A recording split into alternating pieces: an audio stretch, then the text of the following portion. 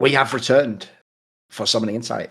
And as you might understand, we do this show live most days after the LPL. It technically just depends on the schedule. If there was LCK and it was massive match, we would do it after that. But the LPL obviously has, with the Ascend format, has had amazing games all the time. And then now we're into the playoffs as well. Let's just start there, Yamato. That's the obvious place to begin. We've just watched the games fresh. This is where, and again, you have to cast your mind back a week. This is where, unfortunately, I do feel like you have to be careful with brackets, right? Because here's what happens, Yamato. I was watching the part of the bracket that doesn't have, I'm not even that big an IG fan, I'm just a rookie fan. My beloved rookie in, right? I watched the part that didn't, and I was going, look, anyone's legend lost again. Lol. They just lost to fucking Weibo, homie. Weibo's not winning the LPL.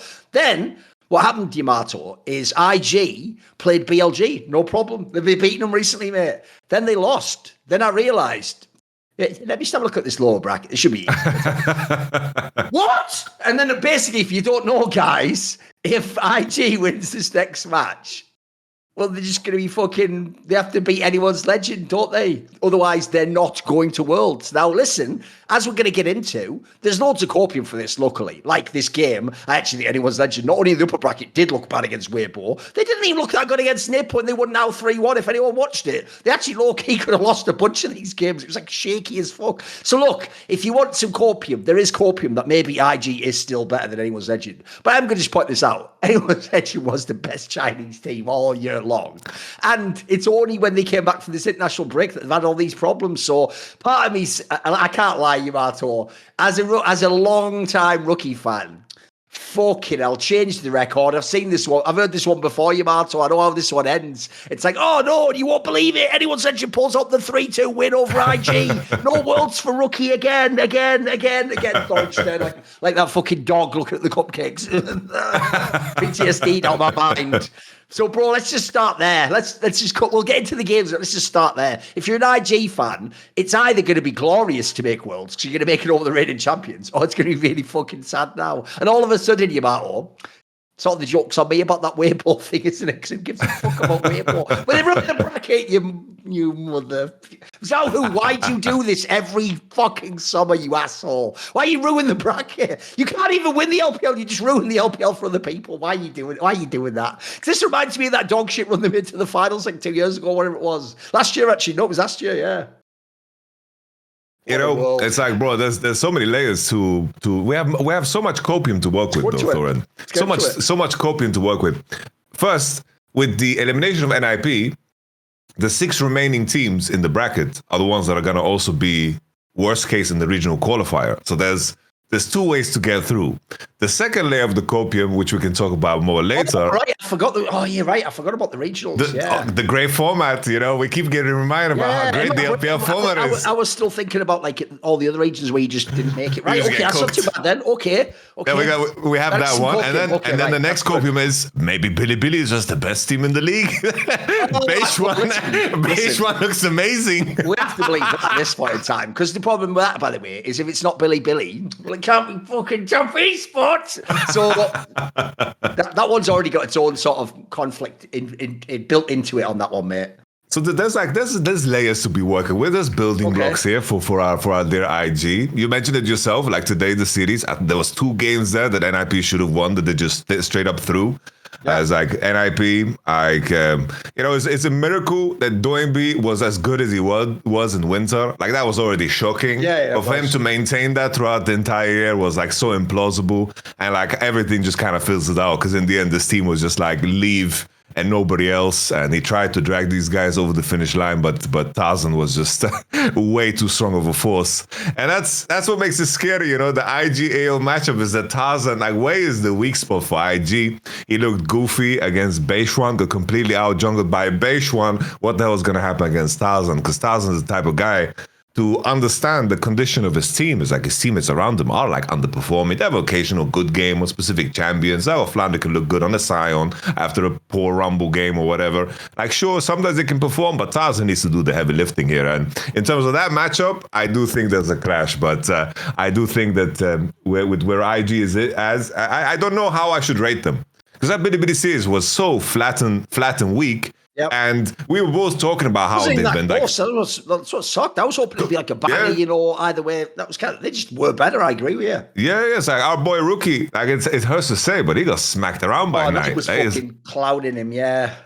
Knight was straight up just like big boy dick on the table, just solo killing him. And everything. Like I can't lie, it was pretty dope. But this party, it was like holy shit! Oh wait, that's Rookie. Oh no, but that was dope.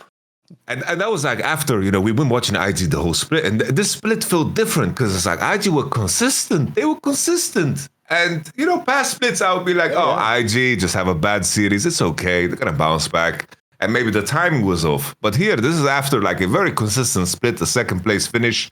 And they get smacked around by Billy like that because I think the expectation is like if IG's going to win here against AL, it needs to be like Rookie needs to perform like the way he did, and Gala needs to really step up, and MKoi as well. They need to just dominate through bot and find the angles. You have legit saved the whole storyline because I had in my brain, I just forgot they actually had a regional for this one. So what the key thing when I've looked at it is it's only the winner that gets the world spot. So what that means, Yamato, is I never thought IG was winning the LPL anyway, so don't worry. This is basically just a preceding tournament for the regionals. Yeah. And also, let's be fair, I'll be fair to the other side too, Yamato. To be fair, it's also a lot more historically appropriate that Rookie gets failed by his teammates and doesn't go to Worlds from the regional. Not if people don't regionals where this motherfucker was going to Worlds anyway. That's where he goes there or fails. So we're just used to that. Don't worry about that, boys. That's just another year. I like that you have the built-in trauma response was just like, oh shit, they lost, they're not going to Worlds, like the world is falling like an Inception dream, Because like I said before I checked the bracket, I was like loving it. Probably just beat PLG. And then because I thought it was like the other regions, instantly book a ticket to Worlds. Lol, this is hilarious. And then mate, when I saw them insert Beishwan into the game, I was like, what's it? This is awesome. What are you talking about? Mate. Also, I'm sorry. I've seen Beishwan play quite a lot. He's not actually that good. Like, what? That's one thing we should. I'll tell you what. Let's make that the first big topic. What is BLG doing? Because even though, look, it worked, just like when they did the initial honeymoon period of Beishwan. But the problem is he isn't, like, pretty swear. We're going to have the same conversation, surely, in all these next matchups. When they play TES now, well, surely Kanavi should be fucking in this guy's ass when they play, if they play at anyone's legend. Listen, I love fucking BLG in general, but again, Tarzan, the emphasis should be on the enemy jungler in every series in this one, pretty much. Like, I don't know about that one, mate, because my problem is part of the BLG copium, even though they were like a little bit ropey in the split, was that they'd upgraded the jungle position. In fact, remember, there was even that rumor, it didn't end up happening. Obviously, he went off to like fucking FPX, that they were going to get JJ. So the idea that, like, pretty swear, even if they win the LPL, I'm a bit bummed if they take Beishwan to Worlds as the jungler, though, bro. Come on. Surely Honestly, I do think the last couple of games that they played with Beishwan look very different than the first time around, because he actually played champions similar to what he played on Thunder Talk. Okay. Like on Thunder Talk, he was playing like carries. He was known for his like Lilia, and like he was actually like a big fish in a smaller team together with 1xN. And now, like, he's actually, like, dropping, like, some carry performance. There's, like, a solid Kiana game. He's actually not just the dog of the team. And with the meta shift, maybe Beishwan has just found himself again, because Shadow is more known to be that guy to play the engagers. And I have to say, even though I am not willing to hype Beishwan too hard, I do think that the last two series he played is probably the best version I've seen of Beishwan. Yeah. Like the comparison would be like an Isma doing like a resurgence, or like not a resurgence, but like finding like a new peak. There's some substance there.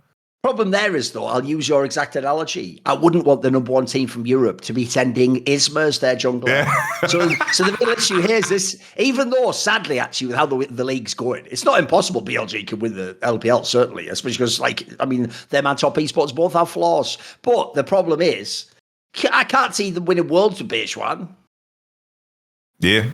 Or if they do, it's going to be a crazy glow. Put it out. He's going to have to hit that level you're talking about consistently, like the whole time. Because I know what you mean. It does feel like, unfortunately, when they brought him in the first time, they did do it really cynically. My joke is they just brought him in, and his job was, you're not way. So you're not, which by the way includes all what you're talking about. You're not going to get any, like, the game's not going to be shifted to you at all. You're not going to get a voice in the shot calling. Like, actually, we're basically moving beyond him, and essentially you're just like a stand-in at this point in time. And they did sort of treat him like that. Like that was, I mean, that's why I do suspect at this point in time, like that maybe they were, because remember they got him like quite late towards the end of the split at that point, and it was just like a cheap player, I'm assuming. That always made me wonder if they were always just thinking like that they were going to get another jungler eventually anyway, and they were just like planning for it, you know, or you did that thing where it's like you let him in, but he has to almost like, this happens sometimes in football, you bring on like a sub player for a while, and it's like if they do awesome the whole time, yeah, you keep him in, but the second they do bad, you just yank him again, you bring back the old starter. So I was always concerned for that, because I know what you mean, by the way. The real reason why I make that bigger picture outside of the LPL about what about BLG at Worlds is, mate, if you see some of the performances of the other players in the team, they have the pieces to win Worlds. Like, mate, if no one's watching the LPL, Knight has games now where they're as good as anything you'll see. Like I'd literally have to get the best Chovy games to get a better game in League of Legends. Like, I feel like people don't realise BLG as a team is worse than some of Knight's past year teams. But mate, some of the games he has are some of the best I've ever seen in his career. Like, this guy just drops like giga carry games. Like, once away, and he's so aggressive as well. Like, there's no fucking like, there's no pussyfooting around and like looking for the angle. Like, this guy just goes in. Yeah, just the most, I think one of those teams is like we have a couple of them in each region. Like if we lived in a world where there was less fearless and less lane swaps, which we have less of, but a different variant of it, like Bilibili would be still, their skill set would just be so amazing. Because this just comes down to the laning, and if they are playing compositions that ramp up throughout the game, they don't need to like wait for specific item timers or have like this awareness of their economy in the game, or play like poke compositions there, maybe play like a, you know, different variants of how you can approach the game. Like they are very, very, you know, if the correct decision is to fight and to play the lane hard in the paint, they can be some of the best, but they just go in and out of that so much. And something that was surprising to me is that Bin didn't make like the top 3 in terms of like the top laners. I thought Bin had like a solid split, you know? It's like Bin was in winter and spring, I think it was a lot worse than he is like now. It's like an offer of people thinking of the rest of the year. Yeah. I really think so, because I think Bin also played, like he had a lot of games where he was performing. Games, and he takes time to learn these champions, but now like this Rumble is great. Like, I don't have an issue with this Rumble. I was probably like the biggest Rumble complainer. But it's always the same conversations. Like with Bilibili, their solo lane is amazing. Elk can really, really perform on certain champions. I think he's also, one of those players similar to like Gumuyushi, who's like slots in certain metas and does super, super well. But I do think, I do think the note of Beishuan, it's like he needs to show something he's never shown before to be on the level of the jungle conversation that is eventually going to happen if they want to win things. It's just that conversation is always going to happen. That's been the trend and the whole topic of the year. I'll tell you a quick topic we can hit now, because it would just be appropriate since they're eliminated now from the LPL, is these two teams that came from the Nirvana group, which people don't know. I know the naming's confusing, but the Nirvana group's actually the lower group. It's essentially like the Prisoner's Island where you go if you're the shit LPL teams. And in that group, the two teams that were battling were just ADG and NIP, basically. It was between them who the best was, and they looked way better than all the other teams in that group. But the craziest thing is, if people haven't watched the LPL run, they've actually had a very legit run now through the playoffs. So both of them qualified by doing upsets. Obviously, NIP beat FPX, and the most impressive one to me was when EDG beat WE. Like, that's ridiculous. WE was actually like a team that was competing with the top teams. Then in the bracket, you've had this upset of NIP. Well, no, sorry, you almost had the upset of EDG against JDG. Like, if anyone watched that the other day, holy moly, that could have been an EDG win for real. Like it even gave me, I know people will overstretch this comparison,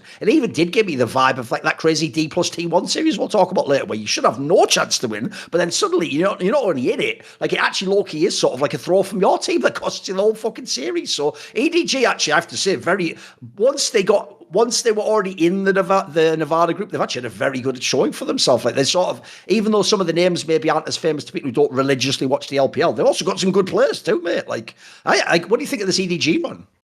I thought EDG coming into like that JDG series, I thought like that was just reeking of like just a potential upset, because JDG just showcased, it's like, especially with Scout's form being so terrible and then having like a very, very lifeless approach to the game. that they're just kind of hoping that the enemy team falls over. I thought AEG would just be like the perfect recipe to beat a team like that, because they are very good and effective at setting up the objectives. They understand their win conditions. Like they have some experienced players here with Angel and An. Like these guys have been around the block. Like Parukia is a fantastic like rookie support. They have the makings of a team that knows how to just win out games, because that's what they just showcased, of course, in the Nirvana group. And in this series, I think if it wasn't for Paze having like one of the most impressive series ever, like the amount of push he had in how he played, like the Lucian, for example, or the Yunara, like the amount of impact he had in these games when Scout was close to like invisible. There was like some TPs that Scout did, or some plays, or some situation where he just got caught, died on side. Like Scout seems completely checked out.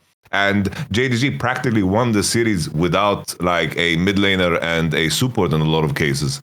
This was just Paze masterclass, with the occasion of Shun backing him up and getting him ahead in these games. But Paze was just immaculate. Players, low key, because of all the roster changes and all the fucked up shit in JDG, people don't realise those two players are actually elo held. Like, I don't care if you were a critic like I was of Paze at certain points. We were a critic because he was being compared to like peak fucking ruler. Like, if you want to take him outside of that, he's actually like underserved by this team, mate. Like this team, I'm sorry, he's probably not going to go to Worlds. He's not going to be in contention. I actually feel bad for him, mate.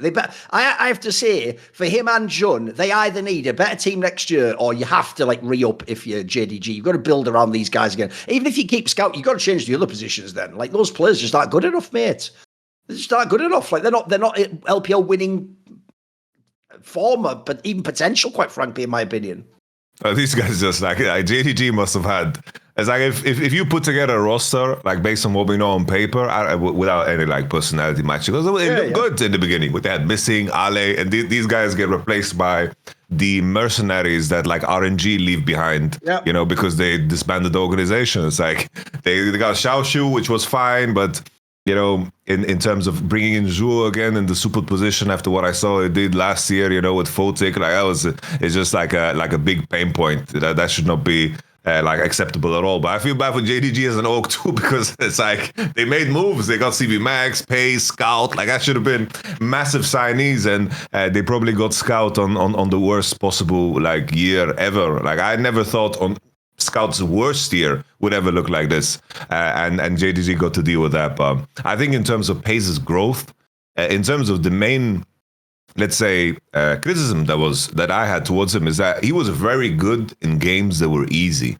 very good in games that were stable. But whenever the game became contentious, that it was close, and he was playing those final best of fives deep into Worlds or deep into playoffs, he would always kind of drop the ball. He couldn't manage that pressure, which is completely acceptable for a player that is playing like his first or second year in pro. Absolutely, yeah. But I do think now in JDG, I do think that he is getting the right skill set that he's missing. Yes. Like him stepping up to the plate here on an elimination match against EDG, like if it was maybe past year's Pace, I don't think he steps up to the plate the way he did. And I think for him to eventually, maybe next year, if there's an opportunity for him to return to Korea, I think he could come back and compete and actually be, come back in a way better form than he was before. Because I do think this is like nutritious for him. I think this is good for him, you know? He needs to suffer a little bit. It was too easy with Chovy and Delay and the gang, you know?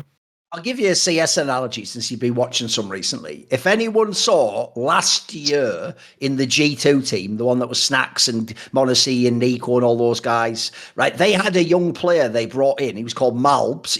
He's actually from like, I forget which country. I think he's from some like South American or Central American country.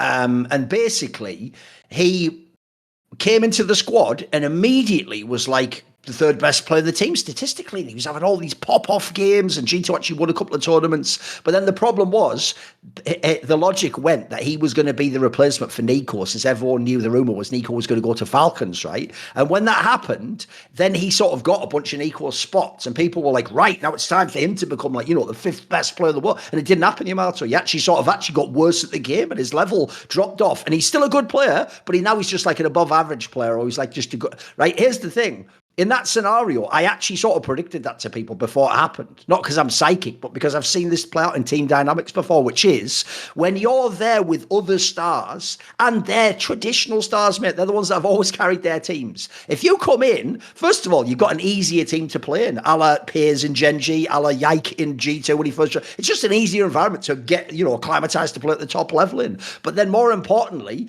when you won't actually appreciate as the young up and coming player or would be star how much it also helps to have other stars there. Like that actually makes your game easier too. And crucially, the most important fact is why I give the CS analogy is you have a safety net when you have the other stars there that are the traditional always carry bigger names than you that you don't have later. And the problem I think really as well is later on when they just go, well, you looked pretty good with those guys, so I'll tell you what, here's your own team. You're the star now.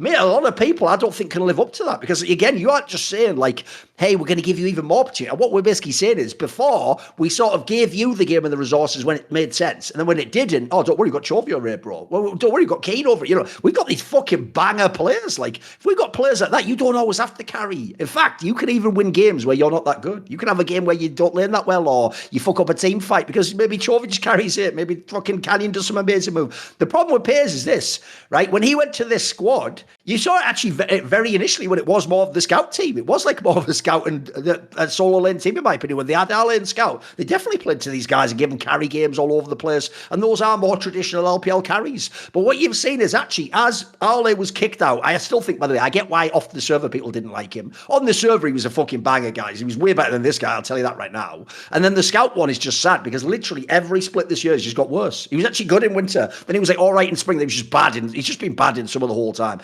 What's actually quite cool for Piers as like a foreign player as well is, dude, he's actually made it through the like flaming hoop that I'm just seeing the Malbs guy and CS didn't. Like this guy actually looks fucking sick. Like this Piers, fuck with me. Like as you say, this isn't the guy like, well, you have like two winning lanes elsewhere and the most dominant jungler of all time. No, this guy has like one other piece basically, and it's just the jungler that's actually like top level. His mid laner actually, if anything, isn't very good at the moment because he's like someone who used to be the stars, actually sort of fucking some of the games up. And then some of the other players are just completely inexperienced. They're just nobody's in the up. So like low key, this is actually making me way more hyped. It's just that's why I say now I actually shift. This is where you know if your peers, you get the status from me. Now I think you're being mistreated by having to be in this team. I actually hope they either do build around you or let's get you a better team, mate. Let's get you over. I tell you what, I'll even tease something for you.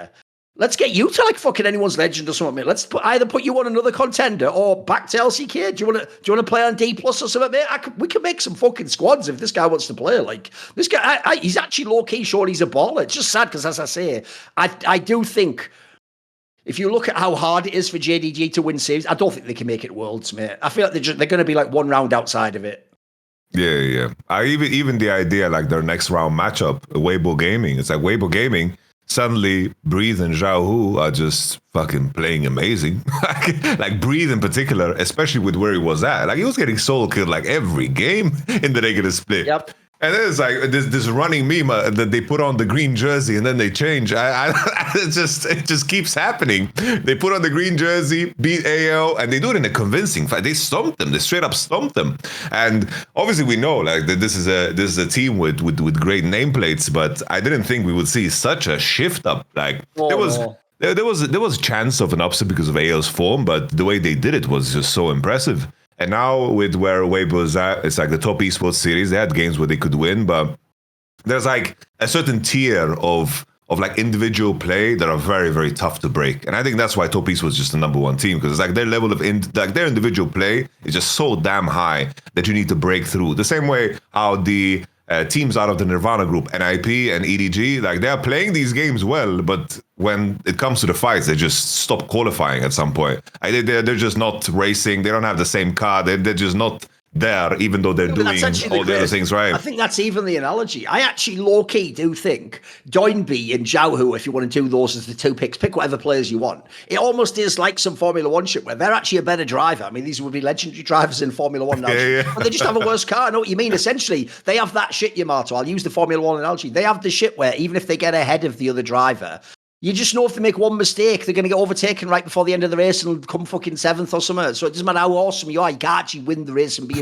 fucking the champion. I know what you mean. It's why it's a bit of a bomber, because low key, like, I do think when I watch these teams, like, they actually did sort of prove to me in that Nirvana group. Maybe they are better than some of the bottom Ascend group teams. But the issue is they're just not capable of actually like winning the LPL. Like, that's just too much. That's why if you notice, even when they win, it's like 3-2. It's really hard. They have to get all the way. You usually need like a star in the other team to have a bad game as well, probably. But if you take that aside, that's why I actually want to bring these two teams up.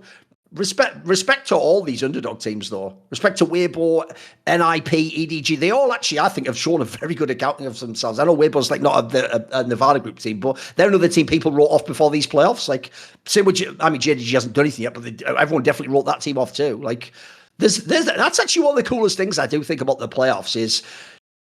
It's not even that playoffs has to be in an arena. Like in games like Counter-Strike, by the way, people think it's the arena that makes people scared. I always tell people, it's mad because somehow just telling someone that it's the playoffs does affect you. It just does in your brain. Like, I'll give you an example, Yamato. One thing I always thought was really weird about certain American sports is, you know how in the NFL, they have the Super Bowl, like they already plan out the stadium that's in years in advance. And off most times, except the very rare ones, like when the Buccaneers won a few years back, it's very rare it's ever in your stadium for the Super Bowl. Usually it's like a different, one of the random grounds is picked, they arrange it, and most times when you get to the Super Bowl, you're not playing in your stadium or theirs. So it's not an away or a home game. You're just playing a big match, right? One of the things that's really weird if you follow sports like the NHL and the NBA is it's always in your arena or the opponents. It's all just home and away games, even in the finals. So I always used to tell people, this actually shows you how powerful psychology is to humans, that when you tell a basketball player who's played half the games that season in that arena, it's his home arena, yeah, but this is the finals now, they play worse. They really do, bro. Most of them but actually play worse. That just alone, even though it's the same building, essentially 1 second before you told them it's the finals, it was just the same building. They were in a million times. There should be a home there. It's literally their home stadium. I think the same thing about the playoffs, mate. There are loads of teams can, get a cool up-and-coming little sneaky win in a best-of-3, or if it's a game where, they sort of don't think about it too much, they have enough one pop-off from a carry when it. You get to like the BO5s in the LPL, and especially like you're saying, it's especially, mate, those game 4s and game 5s. We need to come up with a term, especially because Fearless, I think, is even more significant. On the UFC, they call the 4th and 5th round of the main event, the championship rounds. Because famously, that's like the logic is like when you get there, it does tend to be less about skill, and it's more about like, are you experienced? Can you hold your nerve? Do you crumble? What's your strategy like? Bro, it feels the same in these BO5s, because that's why when you get down to it's why if you are the underdog, I'm sorry, you pretty much do have to win 3-1. If you get to that 5th game, the veterans just like, it's like they get a fucking Magic the Gathering buff from just entering game 5 or something. They've got like plus 20% nerve, hold your poise or some shit. Like, it's crazy, isn't it? It's crazy how many times the favourite team wins their game 5, isn't it? No, definitely. I think the Fearless point really, really cements it too. Because it's like you can't lean onto something. Because it's like, usually it's like when people are under pressure, it's like a coaching trick simple. It's like, oh, this guy's under pressure, let's simplify his game. And it's like simplifying the game in a game 5. Like, you don't know what fucking water you're treading in. Like, you got to swim no matter what. Like, you need to use your arms and your legs. You're not going to float. Like, you need to play something that might be out of the ordinary, because the mutations in Fearless are, of course, endless. Like, there's never going to be the same situation, regardless of what you put yourself through. So definitely, it's even more extensive in the Fearless one. But Weibo JDG, I would be very surprised if JDG make it through here. Like, I think this is a very tough one. It's like if FaZe manages to do it against these guys in their current form, I'd be very impressed. But Weibo just have so much experience, and I think that they just have overall better individual form to just muscle out to JDG right now based on what they've shown. Oh, and by the way, the one other thing to throw out there. Look, I do understand if you come from the lower groups, you should obviously get a very hard first seeding because you're the worst teams. But, bro, I actually low-key feel bad for Doiby here. So he literally he beat FPX. Then he got drawn against top esports. Like, that's fine. In the first round, you should. But you don't imagine your first round low bracket match was going to be anyone's legend. Like, low key, this playoffs was impossible. Those are probably on paper the two best teams right now. Like, who knows? Like, that's fun. So then, essentially, if you were NIP, you never had a chance. All you could do is just show us something, which you did. So fair play. I actually will say, I'll give him like a B+ for this run. I think it was pretty fucking good, mate. Didn't get the wins, but it was pretty good. Yeah. Leave has played good enough for people to forget. He probably should be a better team too. You know, he's played good enough for people to forget about the whole drama with his Weibo accounts and him allegedly poisoning a manager. Here's the thing: am I the only one who somehow I don't? This is one thing I'm a bit weird for, Yamato. Somehow I never get drawn into like off the field drama. As in, before everyone goes, maybe you do with all the shot. No, as in I don't let it affect the game though. Do you know what I mean? Like it's like the LA thing I said before. By the way, I don't care if it turns out like some player is a piece of shit in real life and has done horrible things. The problem is when you enter the game, mate, that's not what we're thinking about. We're thinking about the virtual avatar you control and can it win inside the server. And I've always said this. I'm sorry, the difference between real life and the video game is in real life, I actually do have a philosophical perspective that I do actually think in the long run, if you're a bad person, bad things will happen to you and it will actually not work out for you and you'll be held. But that's the real world, mate. In the virtual world, it is just completely fair. Like I've always said, in the genius of the video game is it can't be biased like humans, because when you press the right buttons, you win the game. The game doesn't go pause, doing a background check, like, oh, sorry, you're not eligible to win this game. You just fucking win, mate. So one of the things I can't understand is I know that people see those dramas, and there've been a lot of LPL ones. I mean, think of like you say, there's all the ones with the girlfriends or fucking saying stupid shit or having burner accounts and mate, the amount of stupid dramas. But I'll tell you what, if you still smurf in the server, I'll watch you, mate. So like I said, I'll watch him play. Shanks, all these fucking people. By the way, obviously, yes, Leave actually, I think he's one of the most hard done by players in years, because people still forget. They will never fucking remember, bro, that in that spring split 2 years ago, they were number one in the league before the playoffs. That was before BLG got Tarby and they did that glow up and then EDG failed. That was the time, if you don't remember, when it was literally like Leave was... in fact, this is the appropriate conversation. At the time, the conversation was, we have Leave in the LPL and Pays in the LCK. Where the fuck did these rookie ADC come from? They're going to be the future of the league. Like, these are the new faces of the league. And so, but then the problem you had is not only did EDG fall off a cliff, like split by split by split, but if you remember, Leave even got that problem where he couldn't play because of all this fucked up shit. And they brought Uzi I in. And by the way, I don't care what your level is now. You can be a really good player now. If you bring Uzi I in, every fan just goes, Leave, who the fuck was that? Uzi I? Like, and everyone just remembers that part. So people forget this guy was at one point in time, if you paused, like, he was going to become like, every year he'd be an all-pro ADC. You know, he could, I even thought either EDG gets really good or he's going to be on a fucking BLG type team. This guy looked awesome. So I haven't given up on that guy at all, mate, because every time I've tuned in over the last few splits and watched them play, this guy still has game, bro. He can still carry matches. Like, he's got talent. I was like, just to reiterate the point I made, is that he has played good enough for teams to forget. Like, that's the main thing. Is I think I would be very surprised if he doesn't move to just a better team. Like, he is so damn good. I think easily can be like in a conversation of like a like top 7, top 5 ADC like globally. That's how good he's performing on his set of champions. Like he's performed miracles with this NIP team. The way he plays Smolder, Senna, Zeri. Like, there was a period in this split where his aggression like took him too far, but then he just recalibrated and he like found the edge again. And I think that Leave is in the game is like a very, very unique player.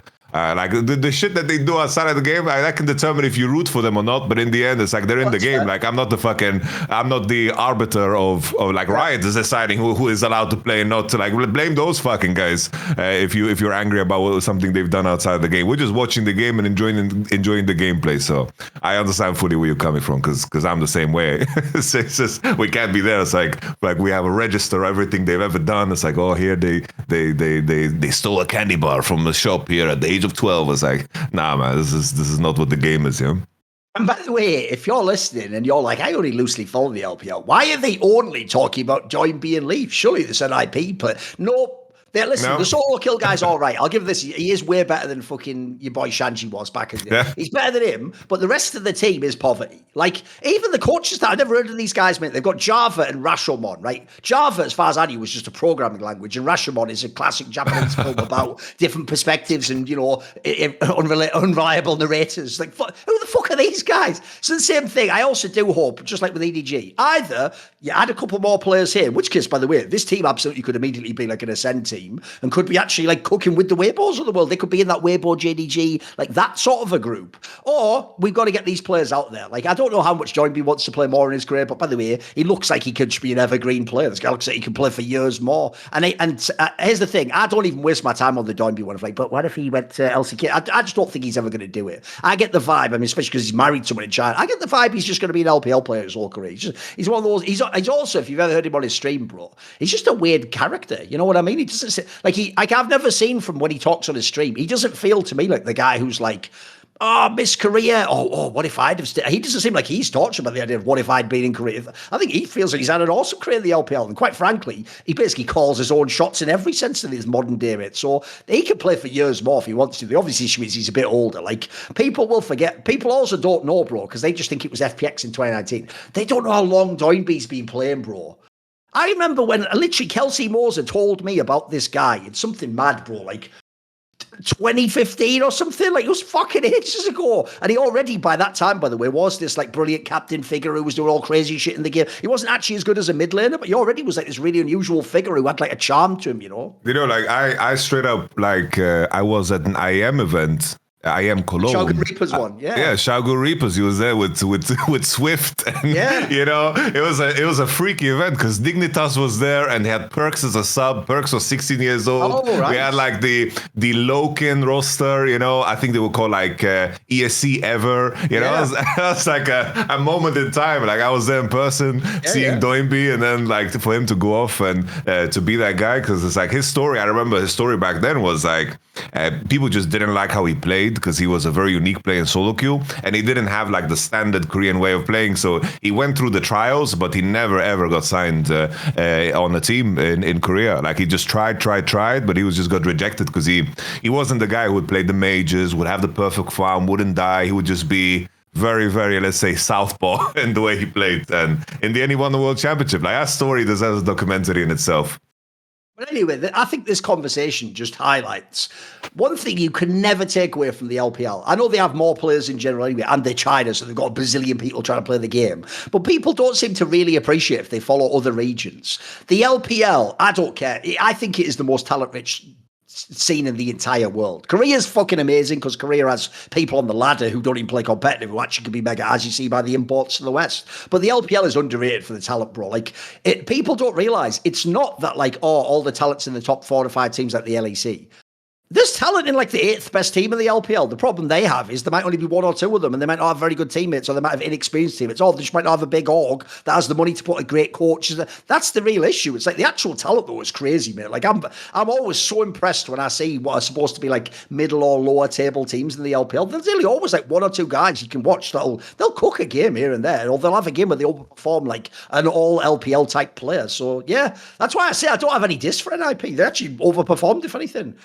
It's like the freaky thing, like just looking down like the list is that you've had so many players that you have won and been like in a top 3 team, because it just changes so often and the teams are just like shifted. If the GMing was better and we had like this, like I could just choose and play like Football Manager, like you could create some insane teams on the LPL, but everyone's just kind of scattered into the winds. And like the point of comparison with the LCK is that it's like you have kind of cutoff points where you have like rookies coming in that are super, super exciting, but you don't have like the same volume of players that have managed to perform at the top and break through to the top. And at the same time, LCK has been so top heavy for so many years that breaking through is close to like just impossible. So if you're not on a team with Chovy or Faker and the rest of the squads, it's just, you don't get to be a person with a title. It's like, wow, but if you look over to the LPL, you have Bilibili one, JDG one. It's like usually you have the usual suspect in some degree with like a Knight and so forth, but the top 3 always shifts. Yeah, exactly. What you're saying, Yamato, is in some ways the LPL is its own region with its own flavour, its own sort of like shows, as it were, its own narratives. And you can sort of conceptually switch over to that region and change your perspective on the world. Can you think of anything else that might be like that? Well, Thorin, what you're describing just sounds like straight magic. Magic that you can have access to through ExpressVPN. You can connect to any point in the world. Everyone talks, about incognito mode. People think, oh, I put on incognito mode, I can put on all the freaky websites and I'm invisible. The truth is, incognito mode doesn't make you invisible. You know, your internet, the router, everything that it goes through, all the information doesn't get filtered out. Your internet service provider can monitor you, can record you. Maybe the person who is hosting the network can also record you. Maybe you are doing it in a hotel and you're on the hotel Wi-Fi. You know, you just had a long flight in and you have some hours to burn before your work day, and the next day you're in the hotel. You want to do something freaky, you know, you can't. Incognito mode doesn't keep you protected. ExpressVPN, though, it keeps you protected. The data just gets protected, of course, encrypted. Regardless of where you are, it's super easy to use. ExpressVPN is like the way of downloading it onto an application. I've never seen something so smooth.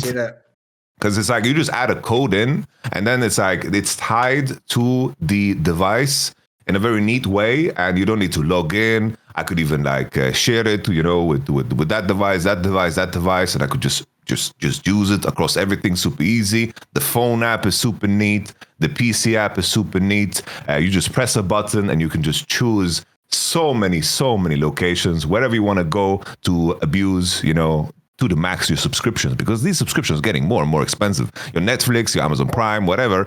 You gotta be able to, you know, sometimes you gotta let yourself through the press of a button, through the magic of the button, just travel a little bit and you enjoy all of these shows. Because it's like, when something is available, especially I'm a person that travels. A pain point for me is sometimes it's like, I am in Germany, I download shows, I travel to a different location, and then it's like, these are not available in your location. I'm just sitting there without entertainment. It's like, that should not be allowed. I paid for it, man. Come on, man. And another thing about VPNs is like always that I put into consideration is just the speed. You know, it's like, am I suffering in the speed? I've never had issues with the buffering. I've never had issues with just internet speeds being an issue. And at the same time, what I've talked about many times with ExpressVPN is that you can route specific applications, specific browsers through the VPN. So you don't have to put everything through it, which is super cool. It's like sometimes I have a single browser that I just route through the VPN. The stream and everything else that I do, League of Legends, doesn't need to be VPN, you know, because that's all there. I'll give you an example of where that's useful, mate, which is I actually have a thing myself where for me to watch the Premier League, because you know how obviously like they're super next level with stuff like that of like trying to block all regions. I have to use the company. It's like my cable company in the Netherlands, who then has like a Premier League like rebroadcast or whatever that they pay for, right? But the problem is, Yamato, if I'm using a VPN for other stuff, then obviously in that case, like I have to turn it off, otherwise it doesn't let me use the Dutch stream, because then it'll say I'm not in the Netherlands. It'll be like it'll think I'm a foreign person trying to connect in. So it can actually work. That's what's beautiful about what you're talking about, the application specific. It means that it doesn't matter which way around it is. Like you can do both essentially, because you can have your browser going through the VPN to access all those sites, but then you can have the other browser, for example, a different one on your computer going into this thing. You can do both at the same time. That's actually fucking next level. Yeah. No, it's insane. You know, the final thing I just wanted to add before I give you guys a way to get 4 months for free is the information. Even if the authorities somehow, you know, if the world goes to hell at some point in time, if they knock on ExpressVPN's door, give us the data, I want to know what internet sites he was on, they don't even have it, you know? They have created this way that all of the traffic that gets routed is not even traceable by ExpressVPN themselves. So there you go. Protect your online privacy today by visiting expressvpn.com/summoning. That's the code. That's expressvpn.com/summoning to find out how you can get up to 4 months for free. Damn. Just extra like that. expressvpn.com/summoning. Go let them know that we sent you. Protect your online life and at the same time enhance it. Use the power of magic and just enable your internet. Use it to the max. Yes. Right. Okay.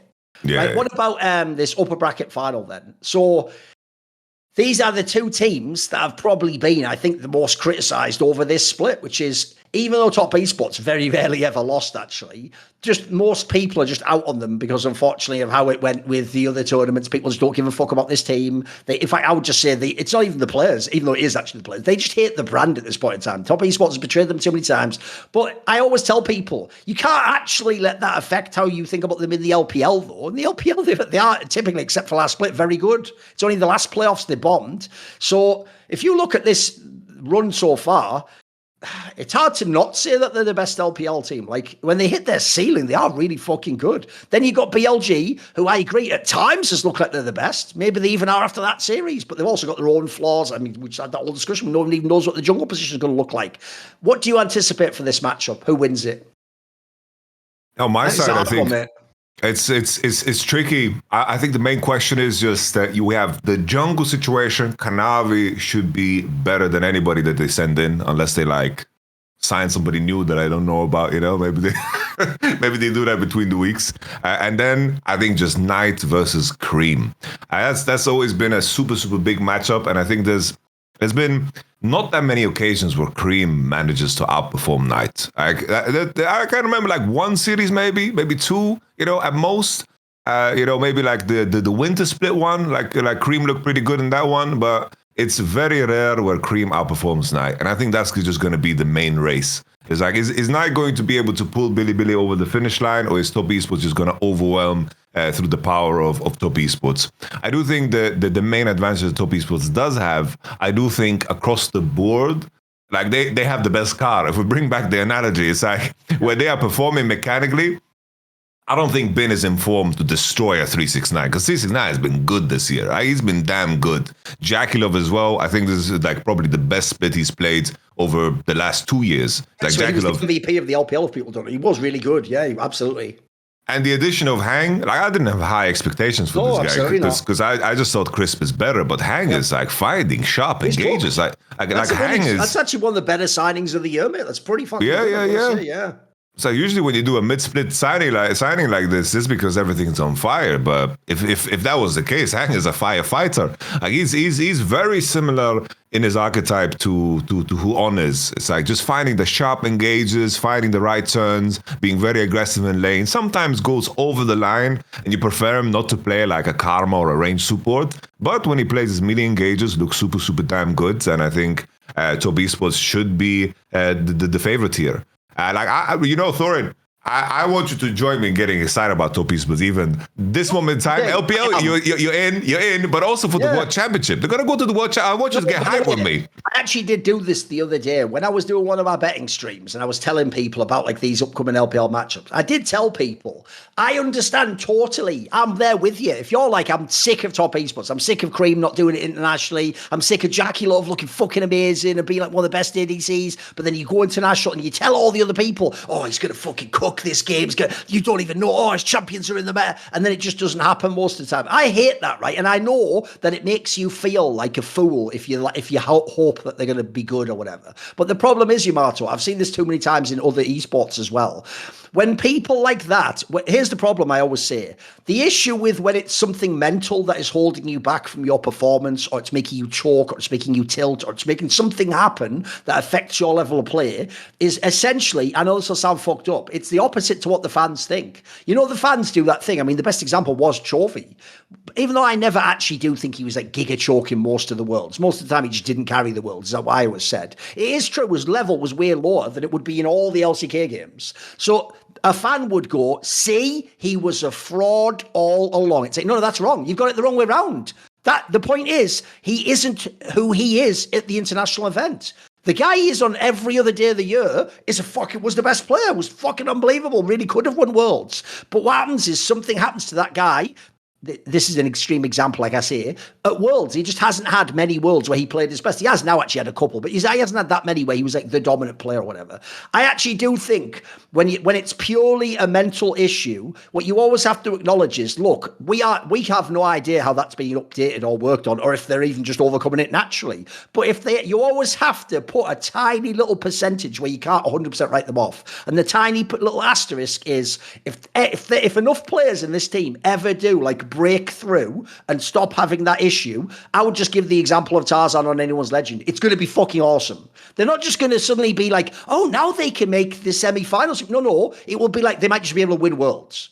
And I'm sorry, if I look at this roster, Yamato, no matter what I've seen internationally, like, listen, I still have some concerns about Cream. This wasn't his best LPL split. He's still a fucking top LPL player, mate. And you look at that roster, I agree. They have the best car.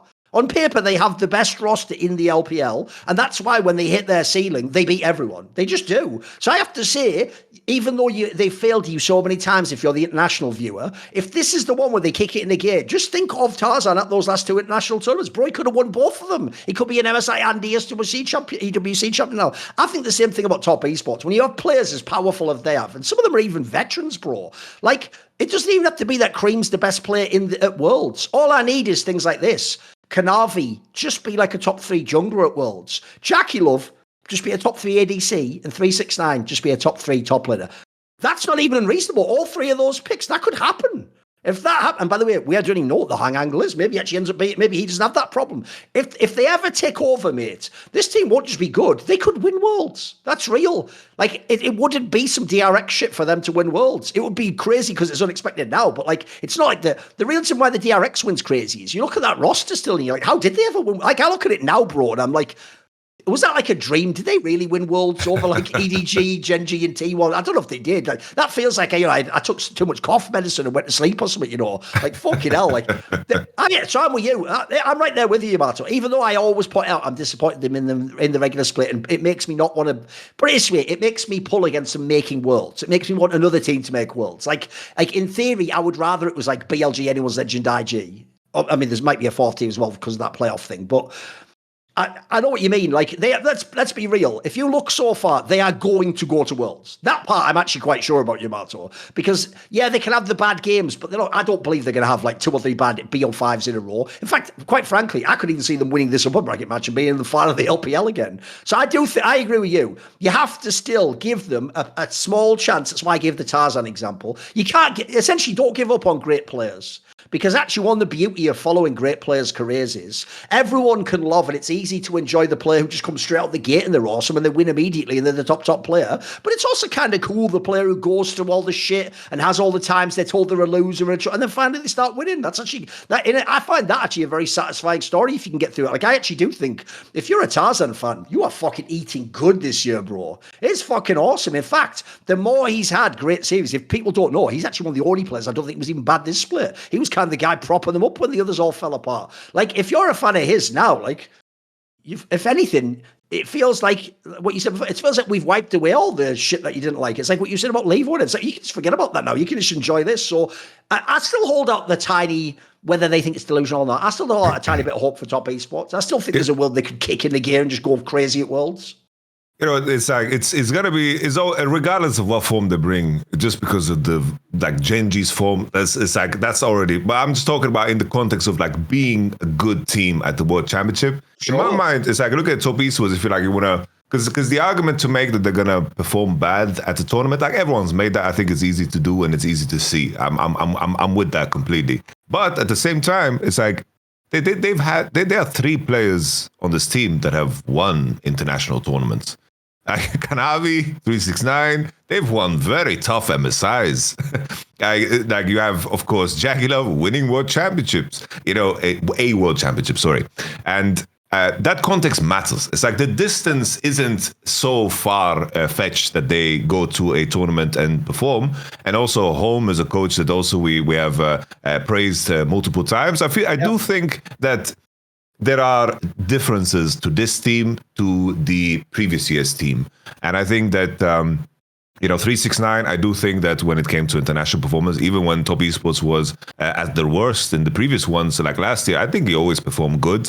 Kanavi is like we have the first stand example, and then people reference back to his Belveth game against and the Maoka game in that series. But I think it's like such a small thing. I think similar to Tarzan, where it's like people looked at one series against T1 and defined his whole career through that. I think it's a little bit too too far gone, because it's like still Kanavi besides that has good volume at a world championship. Like he went there with previous rosters similar to like he beat like the Fnatic one. Not the that was the cast times. Sorry, I'm trying to remember which team he was on back then. But he was with 369 at the world championship. JDG was the team. He was there for the longest time. It's like he has a good body of work still internationally. He's been in a bunch of playoffs, yeah, of course. And I do think that the makeup of this team is different to the previous year one. So I do think I am a lot more hopeful than the average man, I would say. I think Topisus can be really good. You know? And also, low-key, if you've watched the LPL and the LCK, you actually really should want the top esports to be good because of the quality of the players. Because I'll tell you what, we'll have this discussion when we talk about LCK in a minute. Right now, League of Legends is like, it's Gen G and the rest. Like, it's just Gen G, bro. Like, even that whole awesome T1 discussion, it's hard to have that after that fucking DPlus series, mate. Like, so actually, right now, if you are everyone in the LPL, like, guys, you actually have the chance to be the second best team in the world, like going to Worlds. Like if you show an awesome performance in the rest of the playoffs, we could look and go, if you're the champion of the LPL, maybe you're the second best team. Whereas I was already ready at a certain point of the year to be like, right, top two's locked. That's Gen G and T1. That's just how they performed the last 2 months. In fact, if they ever got with it, because also I think Hannibal Life has the same TES thing. You have a fucking unbelievable roster. Look at the car. The car's fucking everything, mate. So the same thing, if you ever get your shit together, that could, the top 3 teams, I said it earlier in past episodes, there was a world where the top 3 teams could all be Korean. Right now, the second best team in the world could absolutely be whoever the best LPL team is. So there's a lot to play for still. And we're still so far from Worlds. Like, people have to remember, the problem with the regular season is, yeah, each BO3 just feels like another BO3. I think BO5s, because you prep so specifically for that one opponent, and in Fearless, you do things like you test out your draft. Do I show my hand early? Do I save that for later and trick someone into it? Because you're doing all this, like, gamesmanship. Every BO5 you play in the playoffs, in my opinion, like, can level you up if you do your shit right. And is a step towards potentially winning Worlds. Like that, this is where you start to like show your level, and then you're going to get to Worlds, and then you just have to hope the meta fits you. But yeah, no, absolutely, never take it. I mean, spoiler, I actually do think whether they win this upper bracket or not, I think they're going to be in the LPL final, mate. Whether they win this one or go through the lower bracket, like. If I look at any team except maybe peak BLG, I even think they'll beat anyone's Legend or IG. Like, Top Esports is a fucking good team, mate. Yes, sir. I think it's just, you're right, we have to be fair and say that. And I also agree, not just in, you can't just say, but only in the LPL. No, eventually it's going to happen internationally. If it doesn't put it this way, we are the flag bearers. Cursed teams of all time. It really never ever happens. Because you even made, actually, the point you even make's even shrewder, mate. A lot of people are thinking of past top esports lineups that also failed in previous years. Bro, actually, most members of this top esports have had really good worlds in the past when they've been in the semis and the finals, or they won it, like you say, they won MSI, etc. What's weird is just that's why it feels like the brand of top esports is cursed. It's like when you join, they just go, right, here's this like cursed fucking voodoo item, keep it in your pocket at all times. What's that for? Just to make sure the top esports, spirit lives on, and then it's just fucking suppressing all your power levels or some shit. It's crazy, isn't it? It's fucked up. I don't get it. Anyway, now let's move on, because in the lower bracket, bro, you already did the Weibo JDG one. That really should just be like Weibo is just actually a better roster. They're a better identity. They should just win that one. Whether it's 3-2, 3-1, they will win that in my opinion. The obvious banger we went before. Now, luckily, I'm glad now that you reminded me what the format is. Obviously, there's not going to be deciding whether they go to Worlds or not. But this lower bracket game, IG against anyone's Legend, that was not supposed to be a second round lower bracket matchup. If people don't know, anyone's Legend were the best team in China right up until they arrived back in China from EWC. Before that, they were awesome. They were in both the finals. They won a split. I thought they looked good at MSI when they were going to give it. They looked even better at EWC. That was winnable. So you come back. I was hoping they would go to Worlds as like Gen G and them are the number 1 and number 2 clear teams. Instead, they've had this nightmare split where they've just consistently fucked up games, lost games. They've had times where they just got outbeaten by like teams that should be 3rd and 4th. Well, what was perfect was that's exactly the sort of moment that IG took advantage of. IG took advantage of the BLG problems and advantage of these, and then IG themselves also just got even better. The cool thing is, IG's actually gotten better split on split on split, and now, especially before the upper bracket match, they looked like they were peaking. That really looked like, holy fuck, they're going to be the upper bracket final. Like, this is like a lock for top 3. They lost the series to BLG. As I say, the obvious concern now is this, Yamato. I feel like if both teams play the way they've played for the last month, IG can win this series. My issue is this. I think it's like when I tied to that concept of the BO5s, how you prep for them. What I'm scared about is that actually anyone's legend like improves and learns from some of their mistakes and gets to a better level. Because I've already seen the player I was always telling people I thought was like the what do you call it, like the bellwether player, the player that tells you like the temperature or the weather of what's going on. What is their mid laner? Shanks. When they were amazing, he was the best mid laner in the LPL. He was fucking unbelievable. He was actually, I will even say in those other splits, he was better than Knight. He actually was really fucking insanely good. Then you came to this split, and I think he's the player that when he came back to China was never the same again. He looked so off. Even in this series where they're almost losing to NIP, I thought he looked good, mate. He actually looked like one of the better players. He seems like he's getting his shit together slowly. So I'm hyped for this match. Even though here's how you know it's actually going to be good. Because if anyone's engine really was bad, I would just be able to go, lol, who cares? Rookie's going to... No, I'm actually nervous for this one, mate. This has real like back and forth potential. Yeah, if it wasn't for the regional qualifier, I would be pissed that IG and AL are on the same side here, you know, like, because I think the two weaker teams are in the upper side of the lower bracket here. So in terms of the matchup, there are some similarities to Top Esports Bidi Bidi, I feel. It's like we have the jungle question. It's just Tarzan is going to do nasty things to Wei, and that's very scary. I do think that... it's like in a similar way, it's like IG has some similarities to also NIP in a strange way. They have better individual players, but there are certain drafts that they just are going to be really, really good on. And I wonder if there's a series where we go into game 4-5. I do think IG can keep composure, but how well can they realistically draft? Because when it comes to Tarzan, I think that he just plays everything so damn well, so he can easily just push and pull the direction of the draft in whatever way he pleases. That is like AL's biggest weapon right now, because he can perform on Trundle, and then the next game Xin Zhao, and then he can play Zed, and then if for some reason his mid laner wants to play like a Yone, then I expect him to be insane on Lilia and Zyra and Brand and whatever. Like it's just kind of endless. When it comes to Wei, it's like, it's game 3 and we're looking in Vi already and we don't have Talia. It's like, what are we doing? You know, like I'm already... For jungle matchup, this is an obvious one where if you're an IG fan, you're going to be a bit nervous in game 4 and game 5 with the draft. You're going to be a little bit scared of what's getting locked in, right? Yeah. It's like you're hoping. It's like, oh, we got Pantheon for Wei. Yes. In Wukong. Oh, well, it's blessings. And then you go into a game 3, 4, 5 draft. It's like, oh, Javan is already out there. Already played. Oh shit, what are we doing here? And I do think AO's form is the main determining factor here. IG is very good at pouncing at opportunities that are given to them. And I do think that with what IG has presented so far, should be like good enough to beat AL on some of the days that has been like the consistent days of the past times.